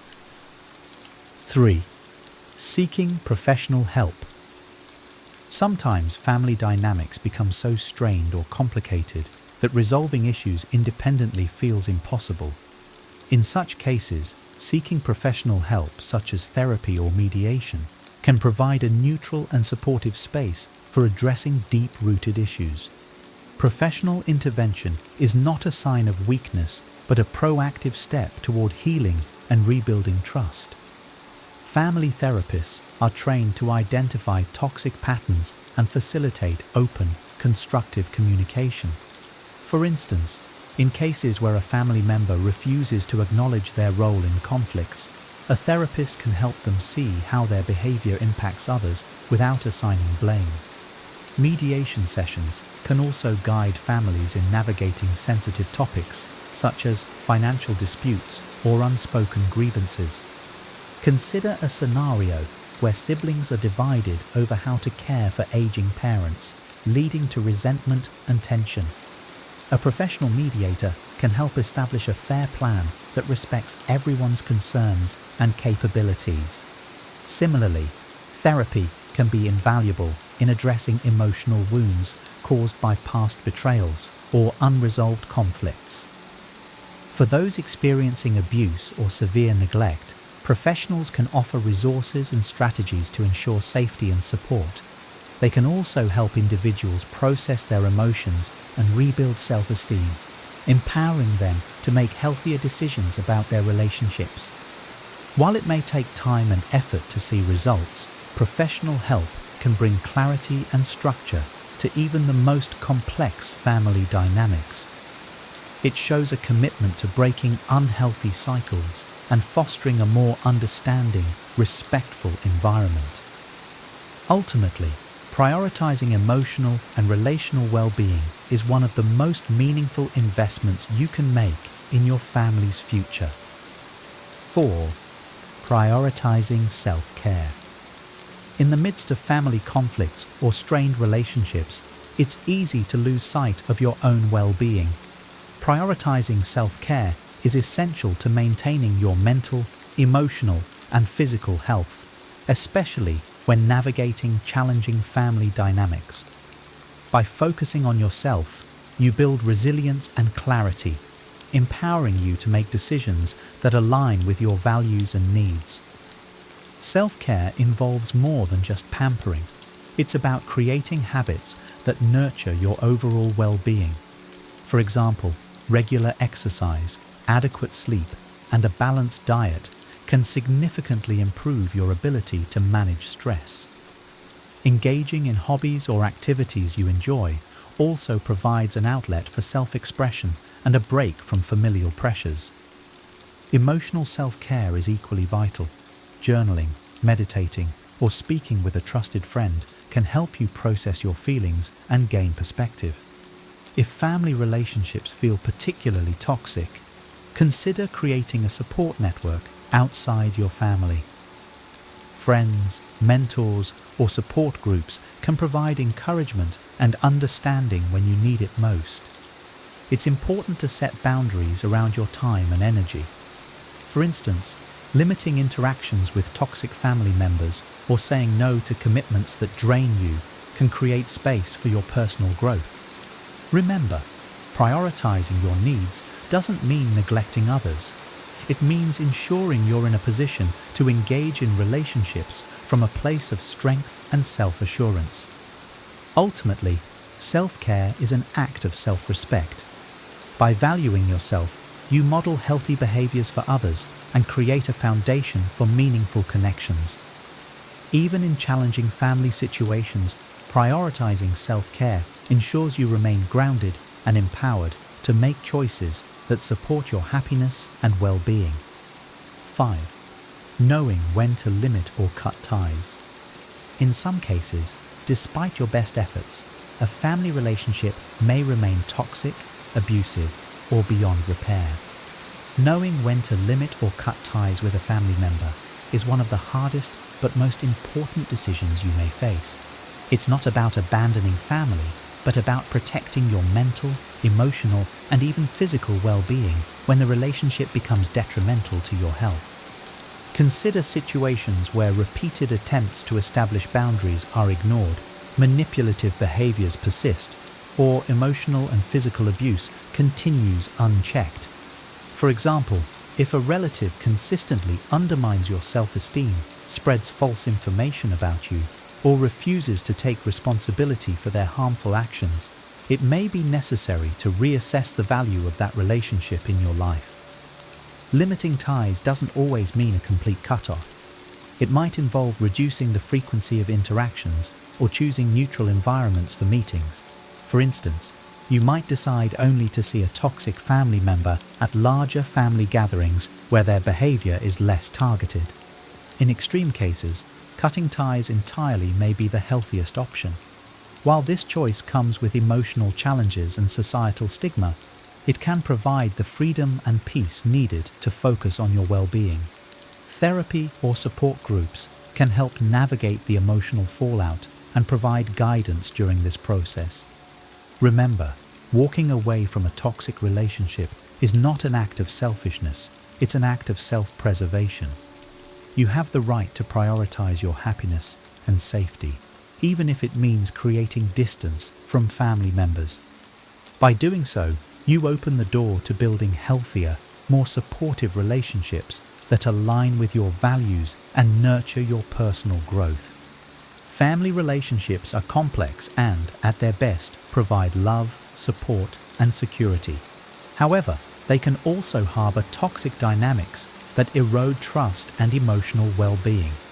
Recognizing the signs of distrust is the first step toward protecting yourself and addressing unhealthy patterns.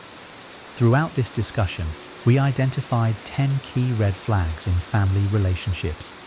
Consistent dishonesty, manipulative behavior, betrayal of confidence, financial exploitation, lack of support during crises, frequent gossiping, dismissal of boundaries, favoritism, emotional or physical abuse, and refusal to address conflicts. Each of these behaviors undermines the foundation of trust and can lead to lasting emotional harm if left unchecked. Equally important are the solutions we explored: setting and enforcing boundaries, fostering open communication, seeking professional help, prioritizing self-care, and knowing when to limit or cut ties. These strategies empower individuals to take control of their relationships, ensuring they are built on mutual respect, understanding, and care. Recognizing these issues early and addressing them with clarity and courage can lead to healthier dynamics within families. While not all relationships can be repaired, understanding when to let go or create distance is crucial for personal well-being. Empowerment begins with the recognition that you have the right to protect your peace, even within your family. It's easy to feel trapped by societal expectations or cultural norms that emphasize unconditional loyalty to family. But prioritizing your mental and emotional health is not selfish, it's necessary. Take proactive steps to identify and address toxic behaviors. If you notice red flags, don't ignore them. Open communication is a powerful tool, but it's okay to acknowledge when deeper issues require professional intervention or a redefinition of the relationship. Remember, setting boundaries isn't about punishing others. It's about creating the space for healthy and respectful interactions. When these boundaries are consistently violated, know that you have the strength to make the tough decisions to limit or end contact. Surround yourself with supportive relationships that uplift you, whether they are within or outside your family. Seeking healthier dynamics is a journey, not an overnight fix. It requires patience, self-reflection, and a commitment to growth. But the result, peace of mind, self-respect, and meaningful connections, is worth the effort. Healing and growth are always possible, even in the face of challenging family dynamics. You are not alone in navigating these complexities, and many have walked this path before, finding strength and fulfillment on the other side. While you may not always be able to change others, you can change how you respond to and manage these relationships. By focusing on your well-being and surrounding yourself with positive influences, you create an environment that nurtures trust, respect, and love. Family isn't defined solely by blood. It's about the connections that make you feel valued, safe, and supported.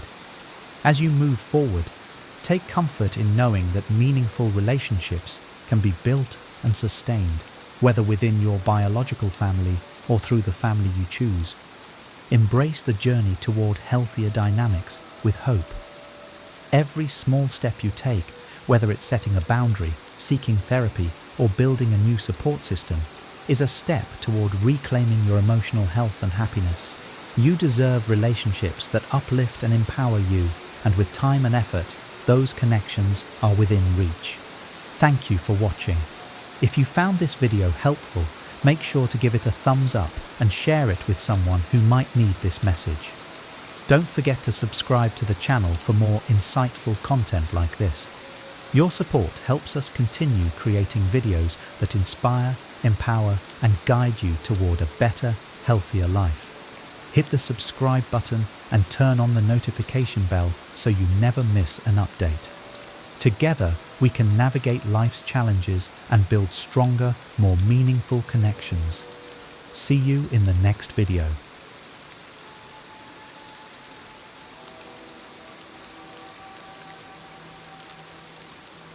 Here are 10 powerful lessons from Stoic wisdom to help you reinvent yourself in 2025. You've probably tried to change before, only to fall back into old patterns. But what if the problem isn't you? It's the way you're approaching reinvention. The Stoics believed that true transformation starts not with grand gestures, but with mastering your mindset and focusing on what's within your control. Imagine waking up every day with clarity and purpose, no longer held back by fear, regret, or distractions. Picture yourself calmly navigating challenges, building habits that stick, and becoming the person you've always wanted to be. The process isn't easy, but it's simple. In the next few minutes, you'll discover timeless principles that have helped people for centuries, from Roman emperors to modern thinkers, reshape their lives. And by the end of this, you'll have a clear roadmap to make 2025 your most transformative year yet. 1.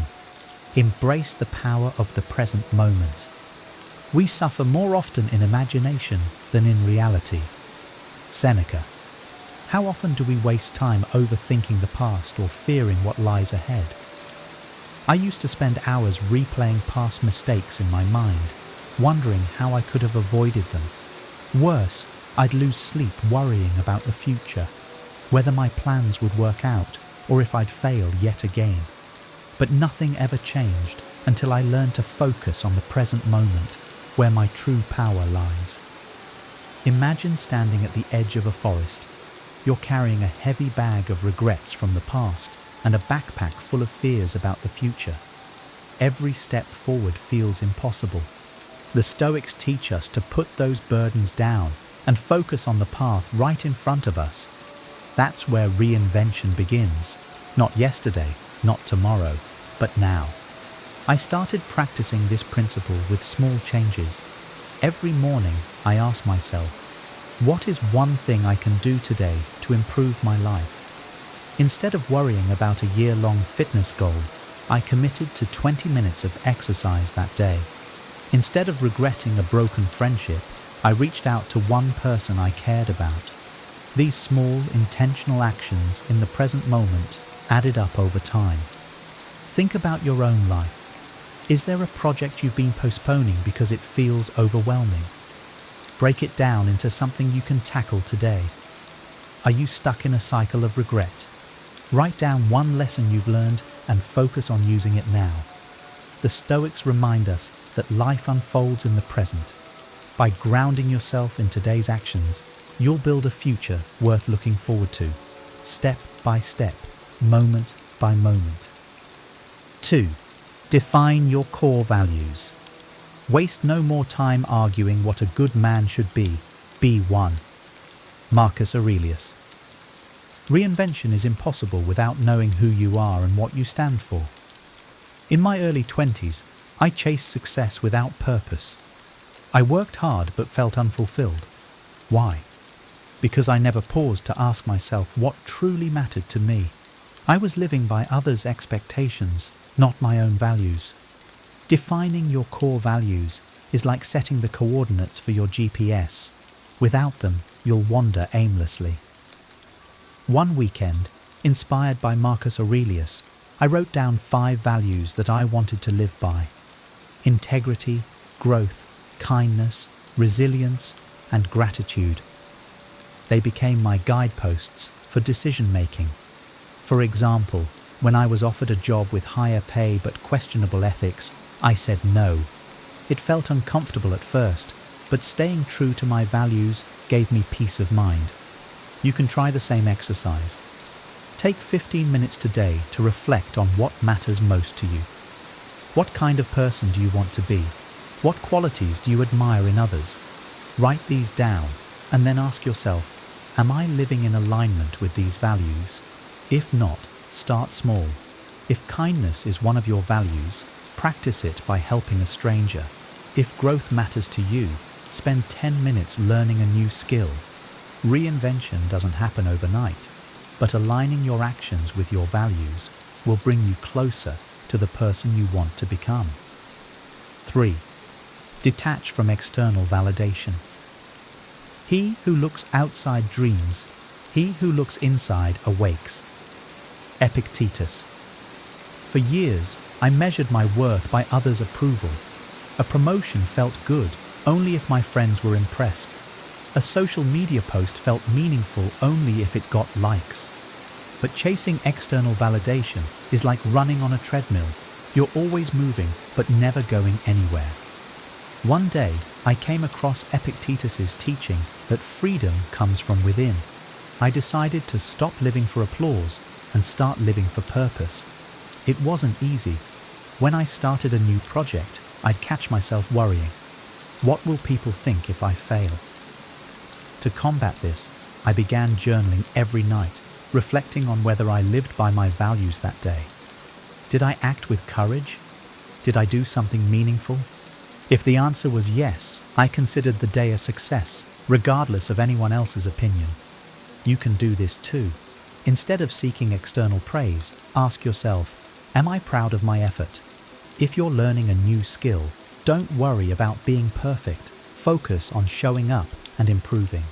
Detaching from external validation doesn't mean ignoring feedback. It means valuing your own growth and integrity over fleeting opinions. When you live for yourself, not others, reinvention becomes a journey of self-fulfillment. 4. Master self-discipline.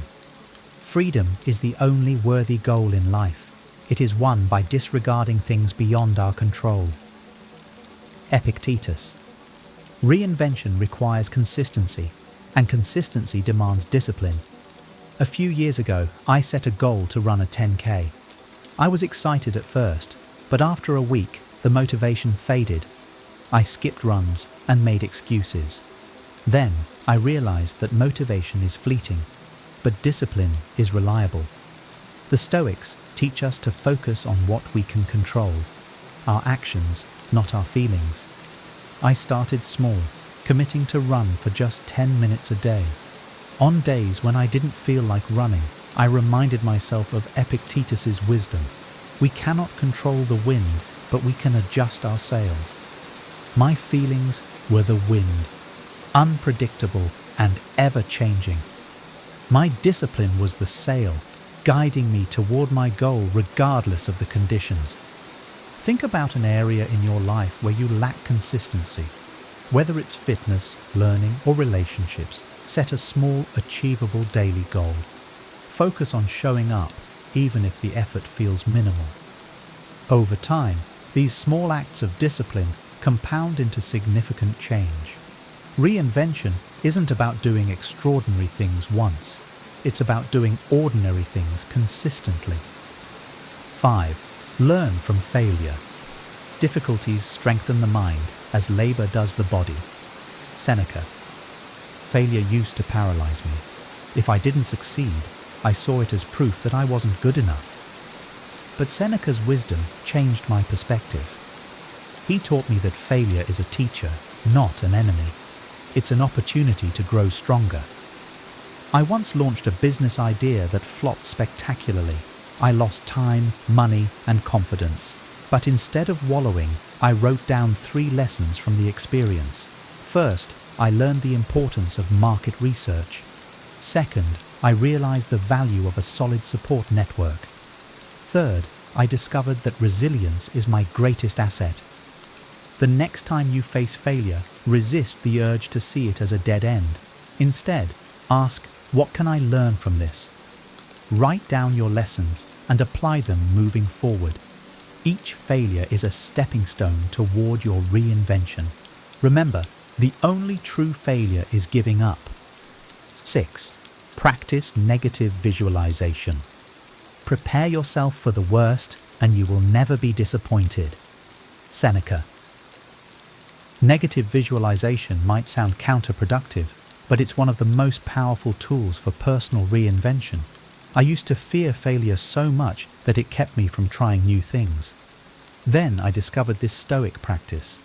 Imagining the worst-case scenario, not to dwell on it, but to prepare for it. When I considered starting a new job, I was terrified of failing, so I sat down and wrote out the worst that could happen. I might struggle at first, make mistakes, or even lose the job. Then I asked myself, if this happens, what will I do? I realized that even if I failed, I could learn, grow, and try again. This exercise transformed my fear into action. Think about a challenge you're avoiding. Visualize the worst outcome, then plan how you would handle it. You'll find that the fear loses its grip and you gain the courage to act. Negative visualization doesn't mean expecting bad things to happen.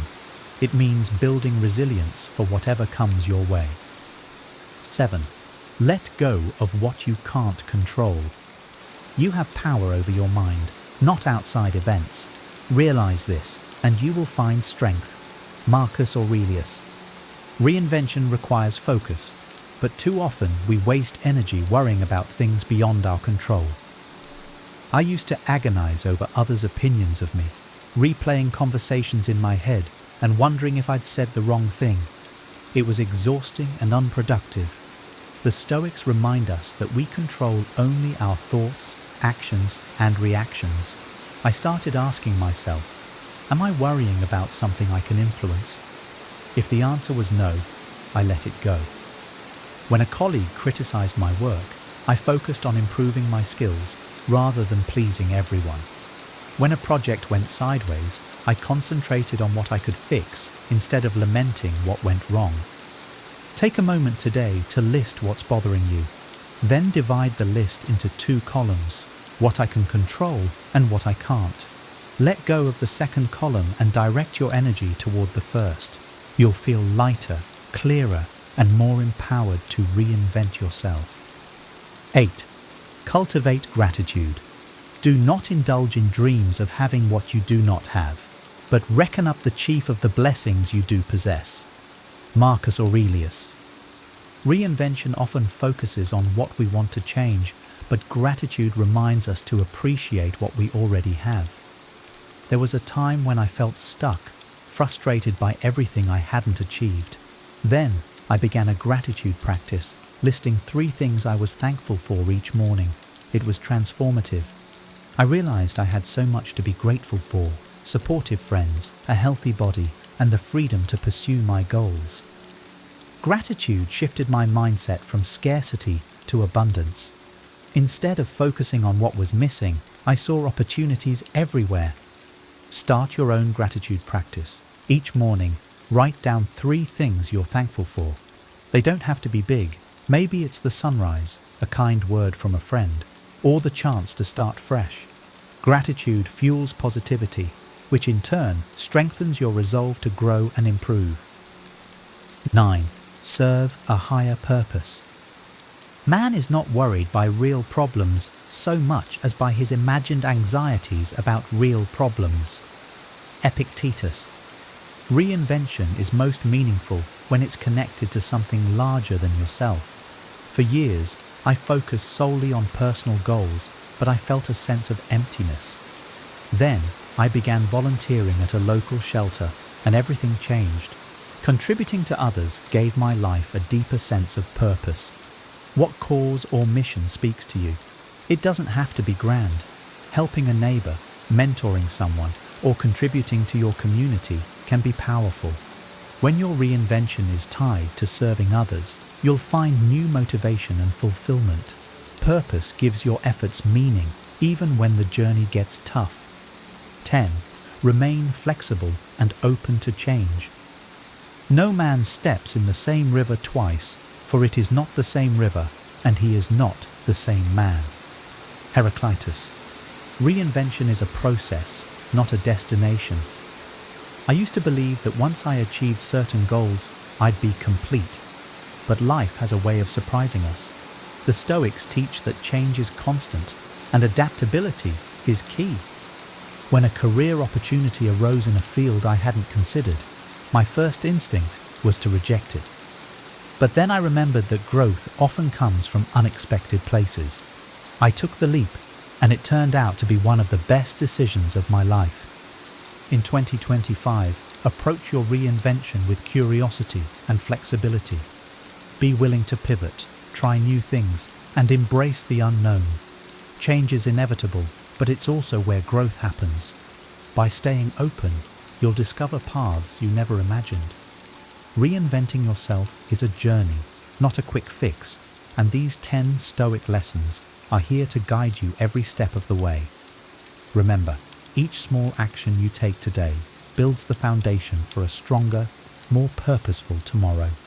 Whether it's focusing on the present, mastering self-discipline, or aligning your life with your core values, you hold the power to create lasting change.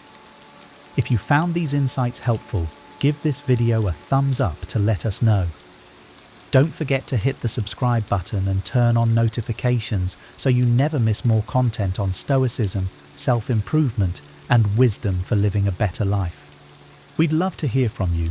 What lesson resonated with you the most?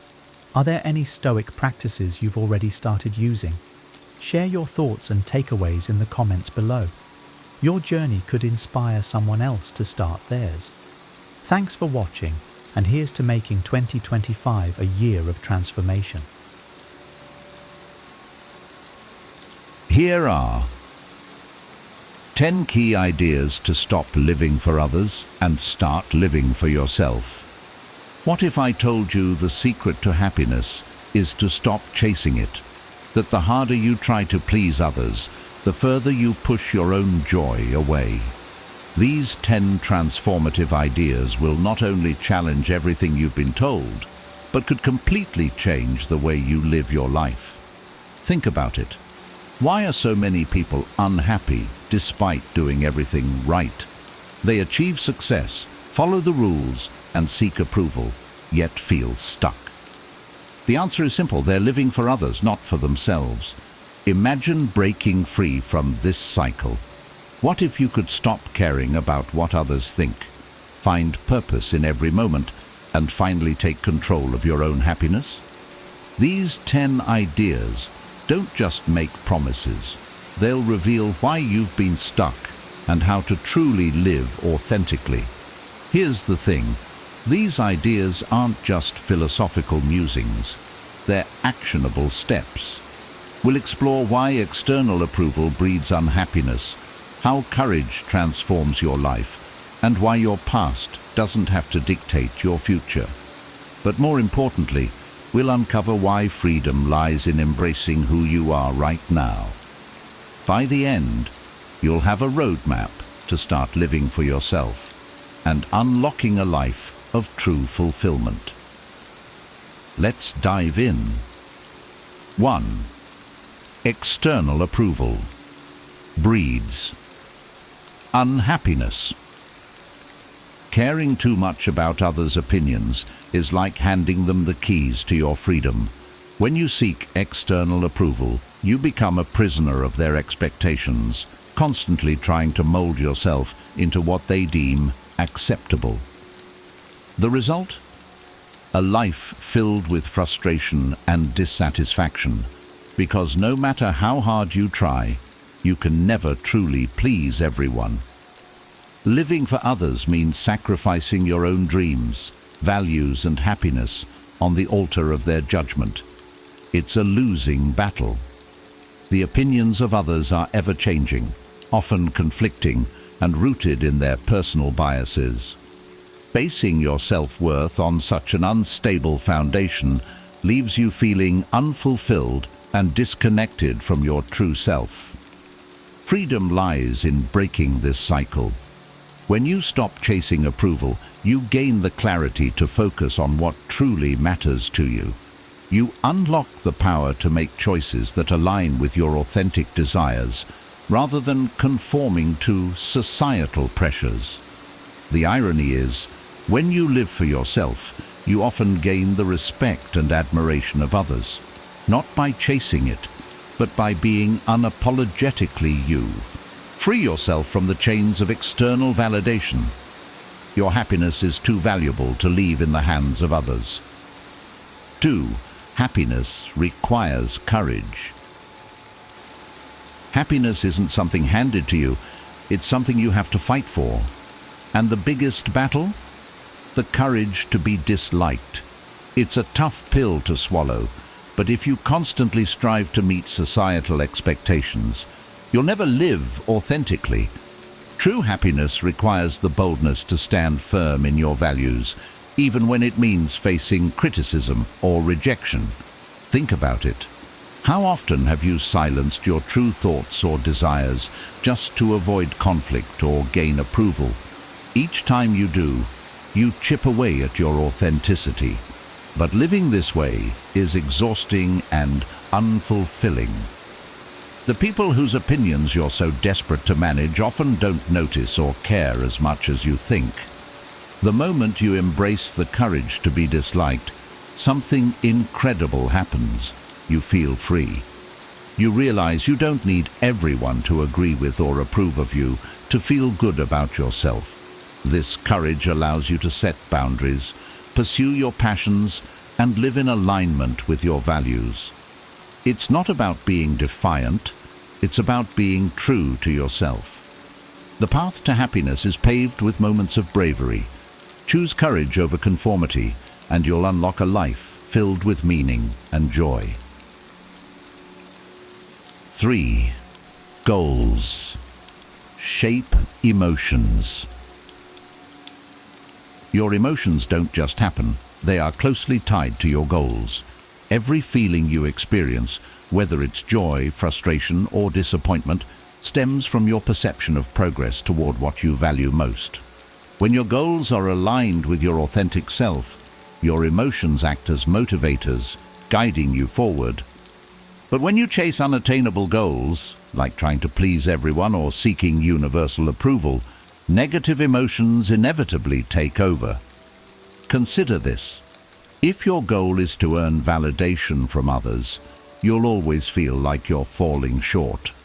Approval is fleeting and subjective, leaving you in a constant state of anxiety and frustration. On the other hand, when you focus on achievable, meaningful goals that resonate with your true desires, emotions like satisfaction and confidence naturally emerge. The key is to set goals that align with your values, not society's expectations.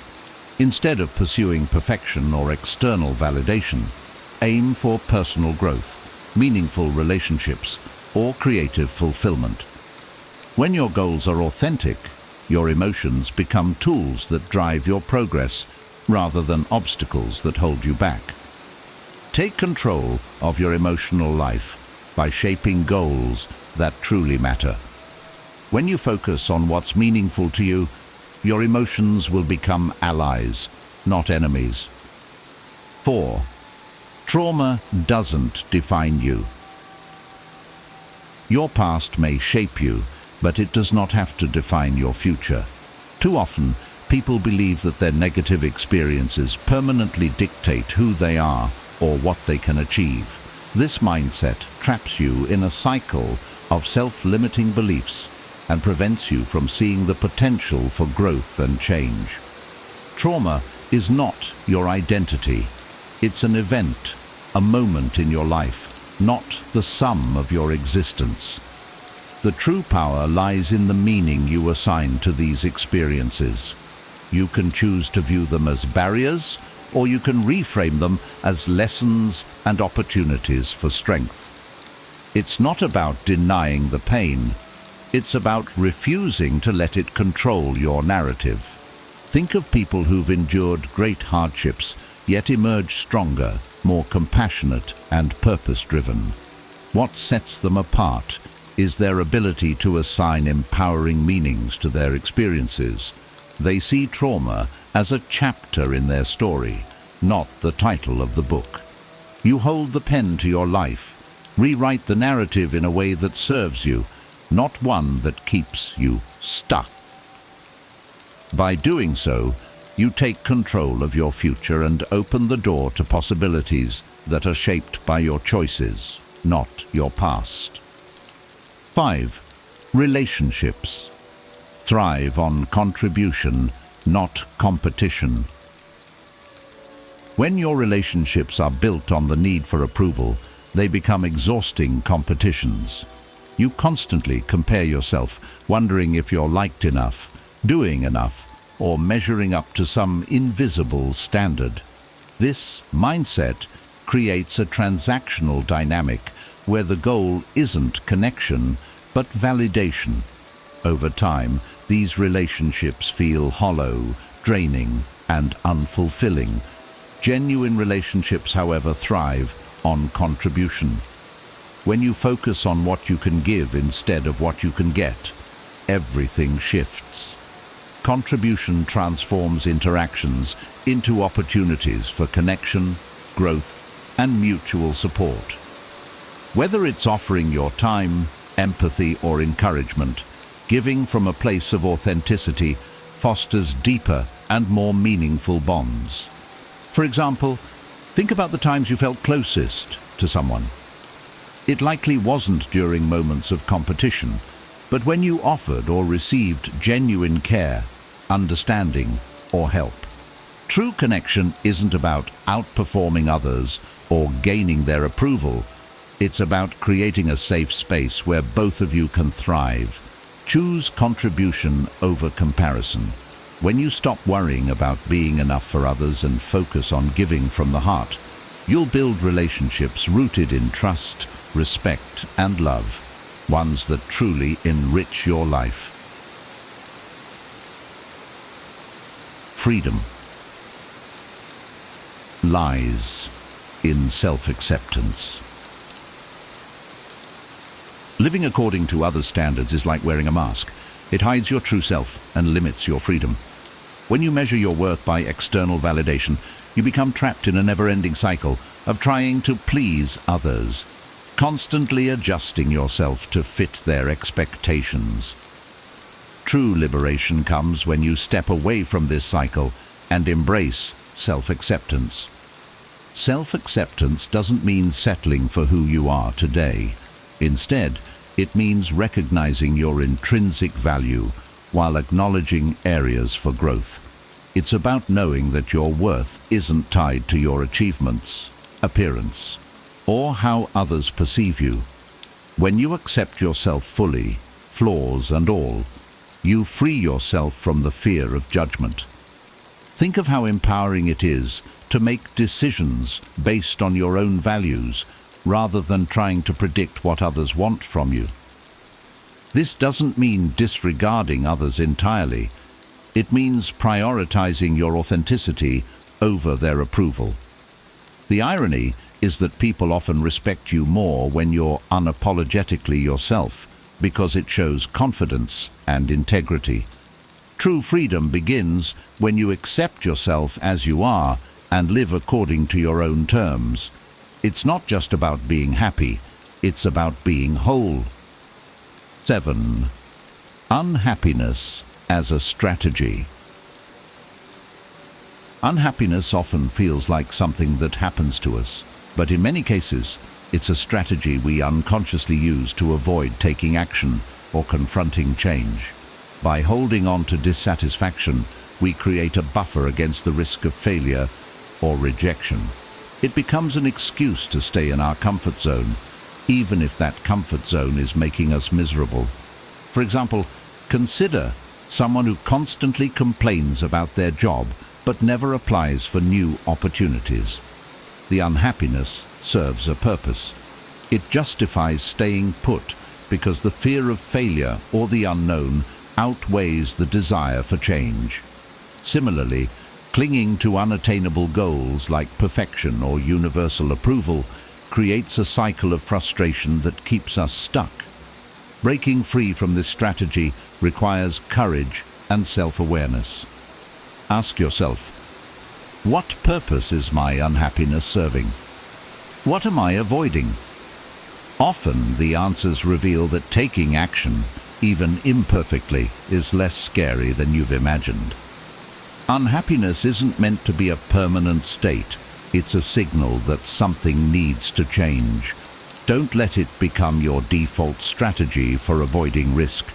Instead, use it as a motivator to reevaluate your goals, take purposeful action, and step into a life of greater fulfillment and joy. 8. Happiness is in helping. True happiness isn't found in chasing personal achievements or seeking constant validation. It emerges when you contribute to the well-being of others. Helping others without expecting anything in return fosters a sense of purpose, connection, and fulfillment that material successes often cannot provide. Think about a time when you offered genuine help to someone, a friend in need, a stranger you assisted, or a loved one you supported. The joy you felt wasn't tied to recognition or reward. It came from the simple act of making a positive impact. This kind of happiness is enduring because it's rooted in meaning, not momentary pleasure. Helping others shifts your focus away from self-centered concerns and toward something greater. It creates a ripple effect. Your kindness inspires others, strengthens relationships, and builds a sense of community. Whether it's through small gestures or significant contributions, each act of giving reinforces your value and interconnectedness with the world around you. Happiness isn't about what you get, it's about what you give. By prioritizing service over selfishness, you align yourself with a deeper sense of purpose and unlock a lasting, fulfilling form of joy. Helping others isn't just a moral act, it's a path to your own well-being. 9. You are intrinsically valuable. Your worth isn't tied to your achievements, appearance, or how others perceive you. Simply existing gives you intrinsic value.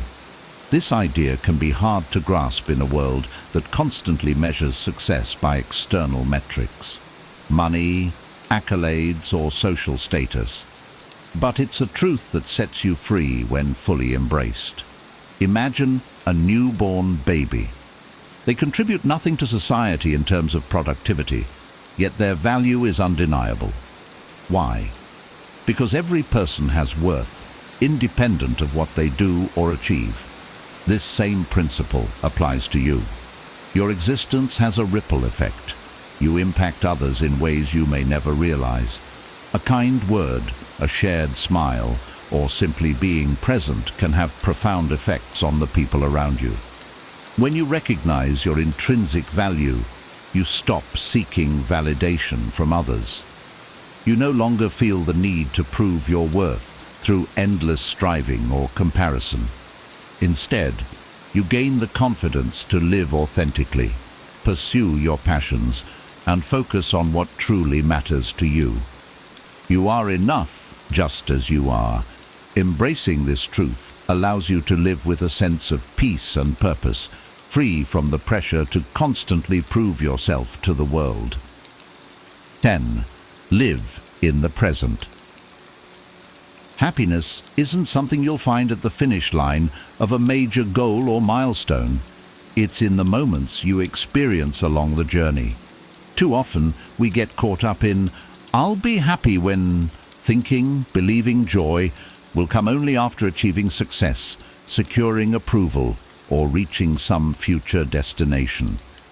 This mindset robs you of the ability to appreciate the here and now. Living in the present means fully engaging with the life unfolding around you. It's noticing the beauty of a quiet morning, savoring a conversation with a loved one, or finding joy in the small victories of daily life. These moments, though seemingly ordinary, hold the key to genuine happiness. When you're constantly focused on the future, you miss the richness of today. The journey itself is where growth, connection, and fulfillment happen, not just the destination. By grounding yourself in the present, you cultivate gratitude and contentment for what you already have, rather than yearning for what you lack. Happiness isn't in chasing the next big thing, it's in appreciating the path you're on right now. Embrace the present moment, and you'll find that life becomes not only more meaningful, but also infinitely more joyful. These 10 ideas are more than just insights. They're a call to action to take control of your life. Stop living for others and start living authentically. Remember, happiness isn't found in external approval or chasing unattainable goals. It's in the courage to be yourself, the freedom of self-acceptance, and the joy of living in the present. Now it's your turn. Which of these ideas resonated with you the most? Share your thoughts or your biggest takeaway in the comments. I'd love to hear your perspective, and if you found value in this video, don't forget to give it a thumbs up. subscribe to the channel, and share it with someone who needs to hear this message. Let's inspire more people to live for themselves and not for others. Thank you for watching, and I'll see you in the next video. Are you tired of family drama? It is something we all experience at some point in life. From minor misunderstandings to deep-rooted conflicts, navigating relationships with those closest to us can be one of life's greatest challenges. Why is it so hard? Often, it's because family ties come with expectations, shared histories, and emotional bonds that make every interaction more significant. But what if there were practical strategies to approach family drama with calm and clarity? In this video, we'll uncover the top 10 principles for dealing with family drama. Timeless strategies inspired by ancient wisdom and modern psychology. Whether you're dealing with a difficult sibling, managing in-law conflicts, or navigating generational gaps, these principles will help you foster healthier relationships and maintain your inner peace. By the end of this video, you'll have the tools to manage challenging situations, reduce stress, and focus on what truly matters. No matter how complicated family dynamics may seem, there is always room for growth, understanding, and resolution. Let's embark on this journey together and explore how you can apply these principles to your life today. 1. Understand before reacting. Family drama often stems from knee-jerk reactions. A single poorly chosen word or tone can escalate tensions, turning minor misunderstandings into major conflicts. The first step toward diffusing these situations is learning to pause before reacting emotionally. Instead of immediately responding, take a moment to breathe and assess what's truly happening. For example, imagine a family member criticizes your decisions in front of others. It's natural to feel defensive or embarrassed, but reacting impulsively, snapping back or walking away, might worsen the situation. Instead, try to see beyond the words. What's motivating their comment? Are they feeling unheard, or could they be projecting their own insecurities? To build this habit, practice active listening. Pay attention not just to what's being said, but to the emotions behind the words. For instance, if a relative says, "You never call anymore," they might not just be complaining, they could be expressing loneliness. Responding with empathy, like, "I didn't realize you were feeling that way. How can I make it better?" shows care and diffuses tension. This principle is about shifting from reaction to reflection. Over time, this approach reduces conflict, fosters understanding, and helps you navigate emotionally charged situations with grace. 2. Set healthy boundaries. Families often operate with unwritten rules, and without clear communication, boundaries can easily be crossed.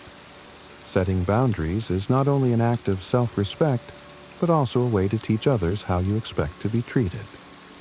Imagine a scenario where a family member constantly calls to unload their problems, leaving you emotionally drained. While it's important to support loved ones, it's equally vital to protect your own mental health. A boundary in this case might sound like, "I value our conversations, but I can't always be available to talk. Let's set a time that works for both of us." Enforcing boundaries can feel uncomfortable at first, especially if you fear being perceived as selfish. However, boundaries are not about rejection. They're about creating a space where everyone's needs are respected. For example, if a parent frequently criticizes your life choices, you might say, "I appreciate your concern, but these decisions are mine to make.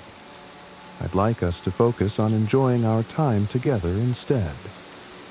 Consistent boundary setting doesn't just protect your emotional well-being. It can also inspire others in your family to reflect on their own behavior. Over time, these efforts build stronger, more respectful relationships. 3. Practice empathy and compassion. Empathy is a powerful antidote to family drama. It's easy to get caught up in your own perspective, but taking the time to understand what others are experiencing can completely change how you handle conflicts. Consider a sibling who often seems irritable and dismissive. Instead of labeling them as rude or distant, try to understand what might be driving their behavior. Are they under pressure at work? Struggling with personal challenges they haven't shared? When you view their actions through a lens of empathy, it becomes easier to approach them with patience rather than frustration. Compassion is empathy in action. For example, if a family member lashes out during an argument, instead of retaliating, you could say, "I can see this is really upsetting for you. Let's talk about how we can work through this together." This response not only calms the situation, but also shows your willingness to prioritize the relationship over the conflict. Empathy doesn't mean tolerating harmful behavior, but it does mean acknowledging the humanity behind it. When you lead with compassion, you set the tone for healthier, more constructive interactions. 4. Communicate effectively. Clear and honest communication is the foundation of healthy family relationships. Yet, many of us fall into common communication traps, assuming others know what we mean, avoiding tough conversations, or using language that places blame. Effective communication starts with clarity. For example, instead of saying, "You're always so selfish," which can escalate tensions, try, "I feel overwhelmed when I don't get help with chores. Can we talk about how to divide them more evenly?" This approach focuses on your feelings rather than attacking the other person, making it more likely they'll respond positively. Listening is just as important as speaking. Active listening involves more than just hearing words. It's about understanding the message behind them. When a family member expresses frustration, resist the urge to interrupt or offer solutions immediately. Instead, paraphrase their words to ensure you understand their perspective, saying, "It sounds like you're feeling unappreciated. Is that right?" Non-verbal cues also play a crucial role in communication. Open body language, maintaining eye contact, and nodding affirmatively show you're engaged and receptive. Avoid crossing your arms or looking distracted, as these signals can create barriers to connection. Over time, mastering these communication skills can transform how your family interacts, paving the way for deeper understanding and trust. 5. Detach from the need to control. The need to control is a common yet unhelpful instinct in family dynamics. Whether it's trying to fix someone's behavior or expecting everyone to conform to your expectations, this desire often leads to disappointment and conflict. For example, you might wish a family member would adopt healthier habits or avoid certain behaviors. While it's natural to want the best for them, constantly criticizing or pushing for change can create resistance. Instead, focus on what you can control, your own actions and reactions.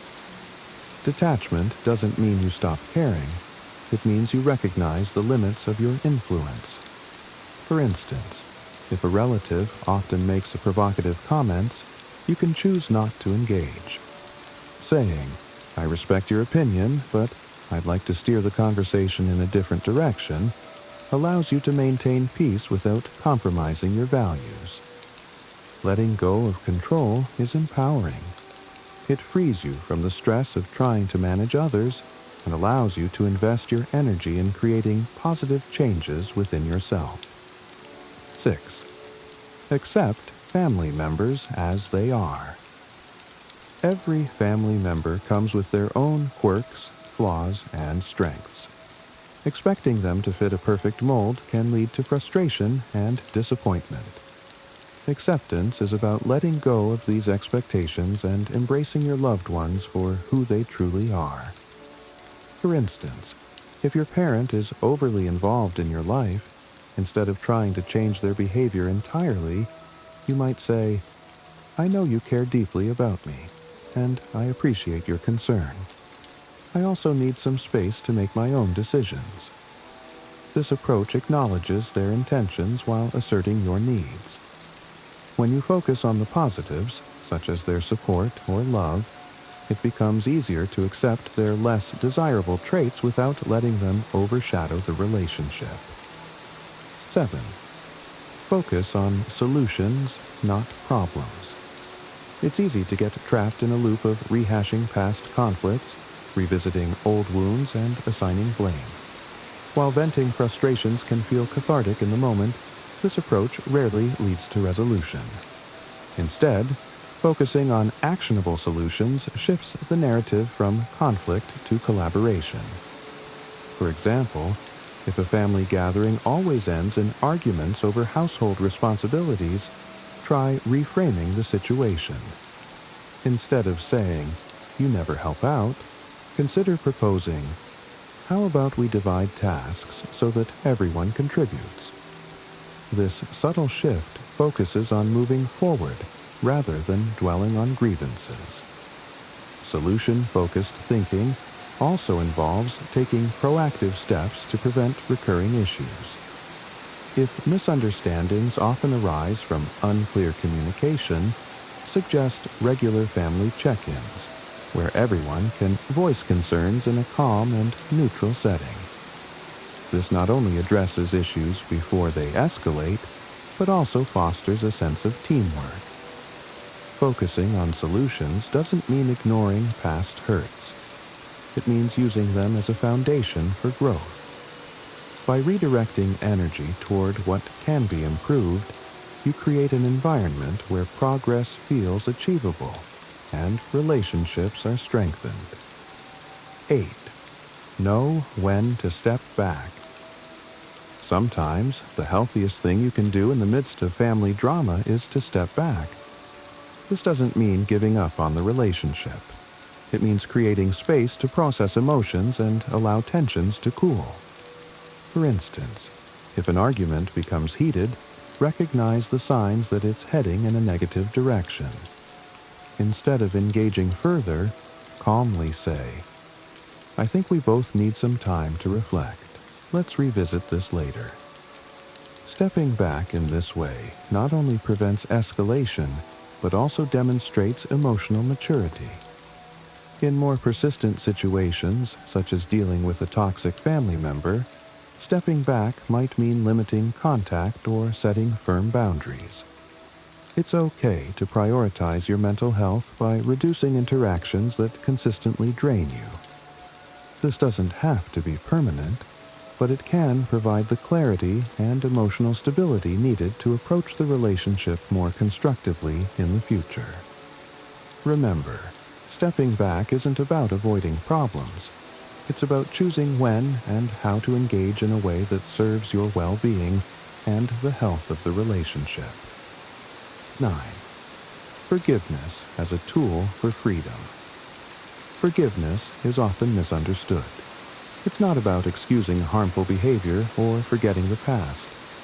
It's about releasing the emotional burden of resentment and reclaiming your peace. When you hold on to grudges, the anger and pain weigh you down far more than they affect the other person. Take, for example, a situation where a family member has wronged you deeply. The hurt might linger for years, shaping how you view them and even how you see yourself. Forgiveness doesn't mean pretending the harm didn't happen. Instead, it's a conscious choice to let go of the anger that keeps you tethered to the pain. One way to begin the process of forgiveness is through reflection.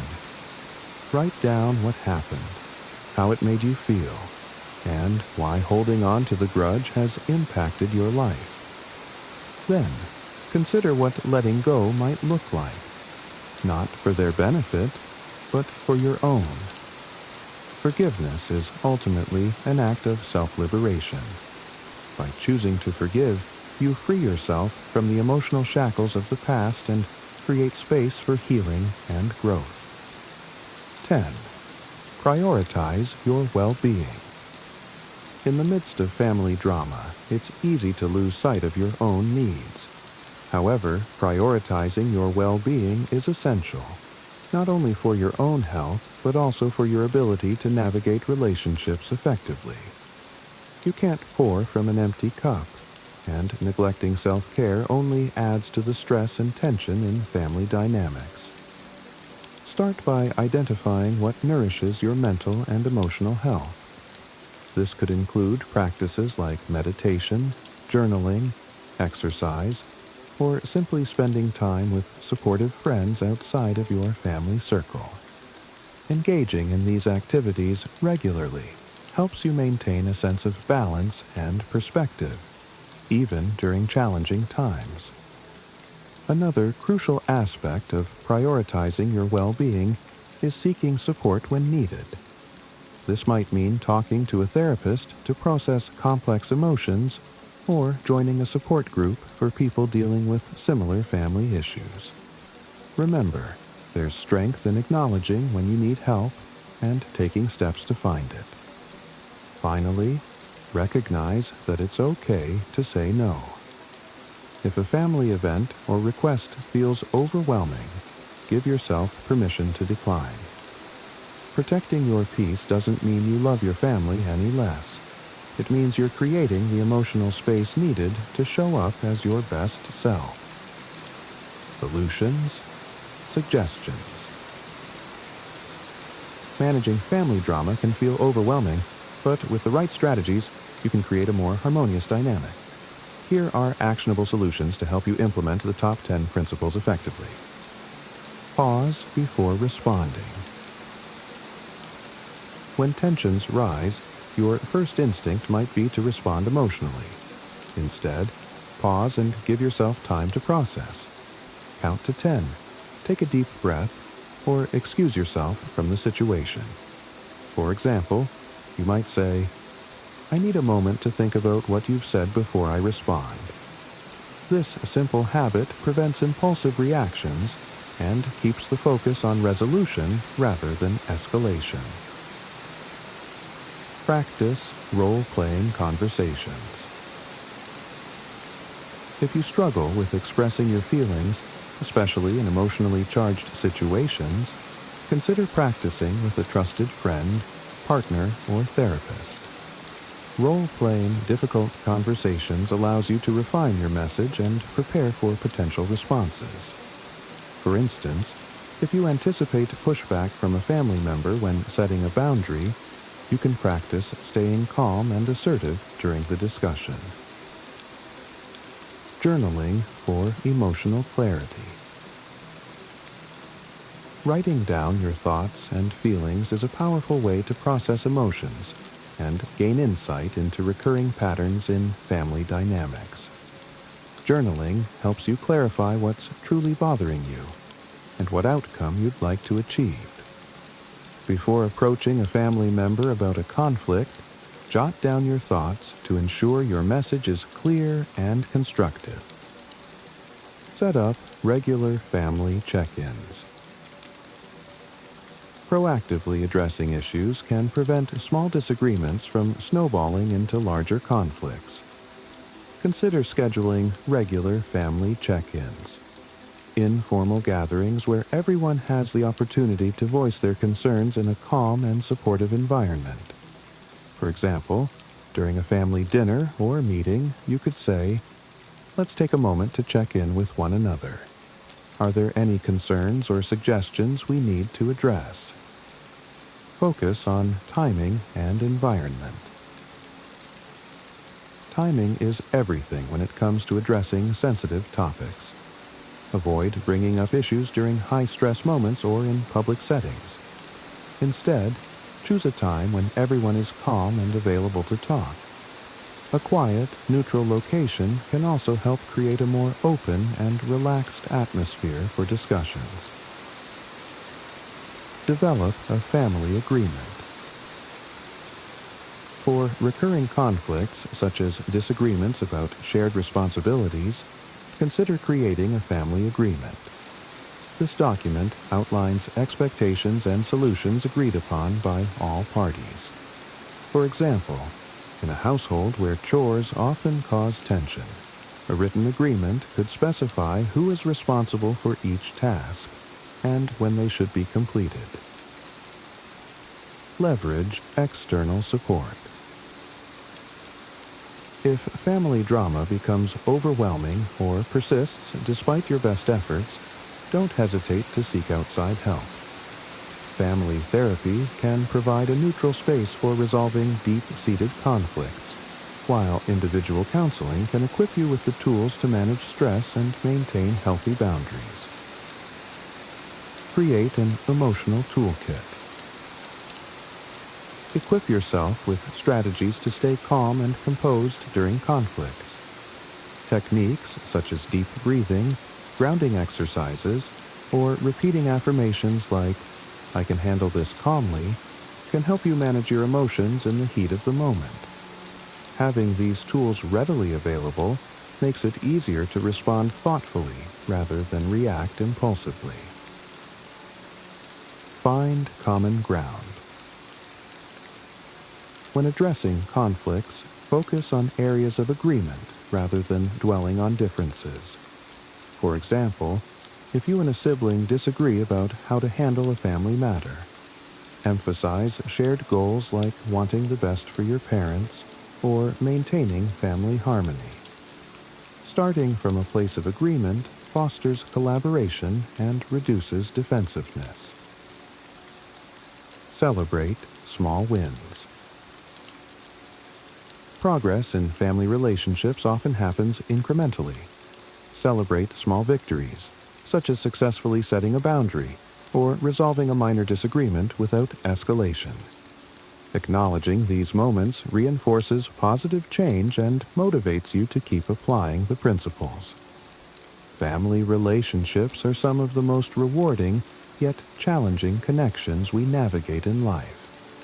They're woven with love, history, and deep emotional ties, which can sometimes make conflicts feel overwhelming. But by applying these principles, you can approach family drama with a sense of clarity, compassion, and confidence. The key takeaway is this: you cannot control the actions of others, but you can control how you respond. By pausing before reacting, setting healthy boundaries, and communicating effectively, you create the conditions for understanding and resolution. When you practice empathy and compassion, you not only strengthen your relationships, but also foster a sense of peace within yourself. Remember, progress takes time. Small, consistent efforts lead to meaningful change. Whether it's forgiving past wrongs, stepping back when necessary, or focusing on solutions instead of problems, every step you take toward healthier family dynamics brings you closer to the harmony you deserve. We hope this video has inspired you to reflect on how you approach family challenges and provided practical tools for managing them. If you found these insights valuable, please subscribe to our channel for more wisdom on personal growth and navigating life's complexities. Don't forget to like this video, share it with someone who might need it, and share your own tips for dealing with family drama in the comments below. Together, we can create a community of support and understanding.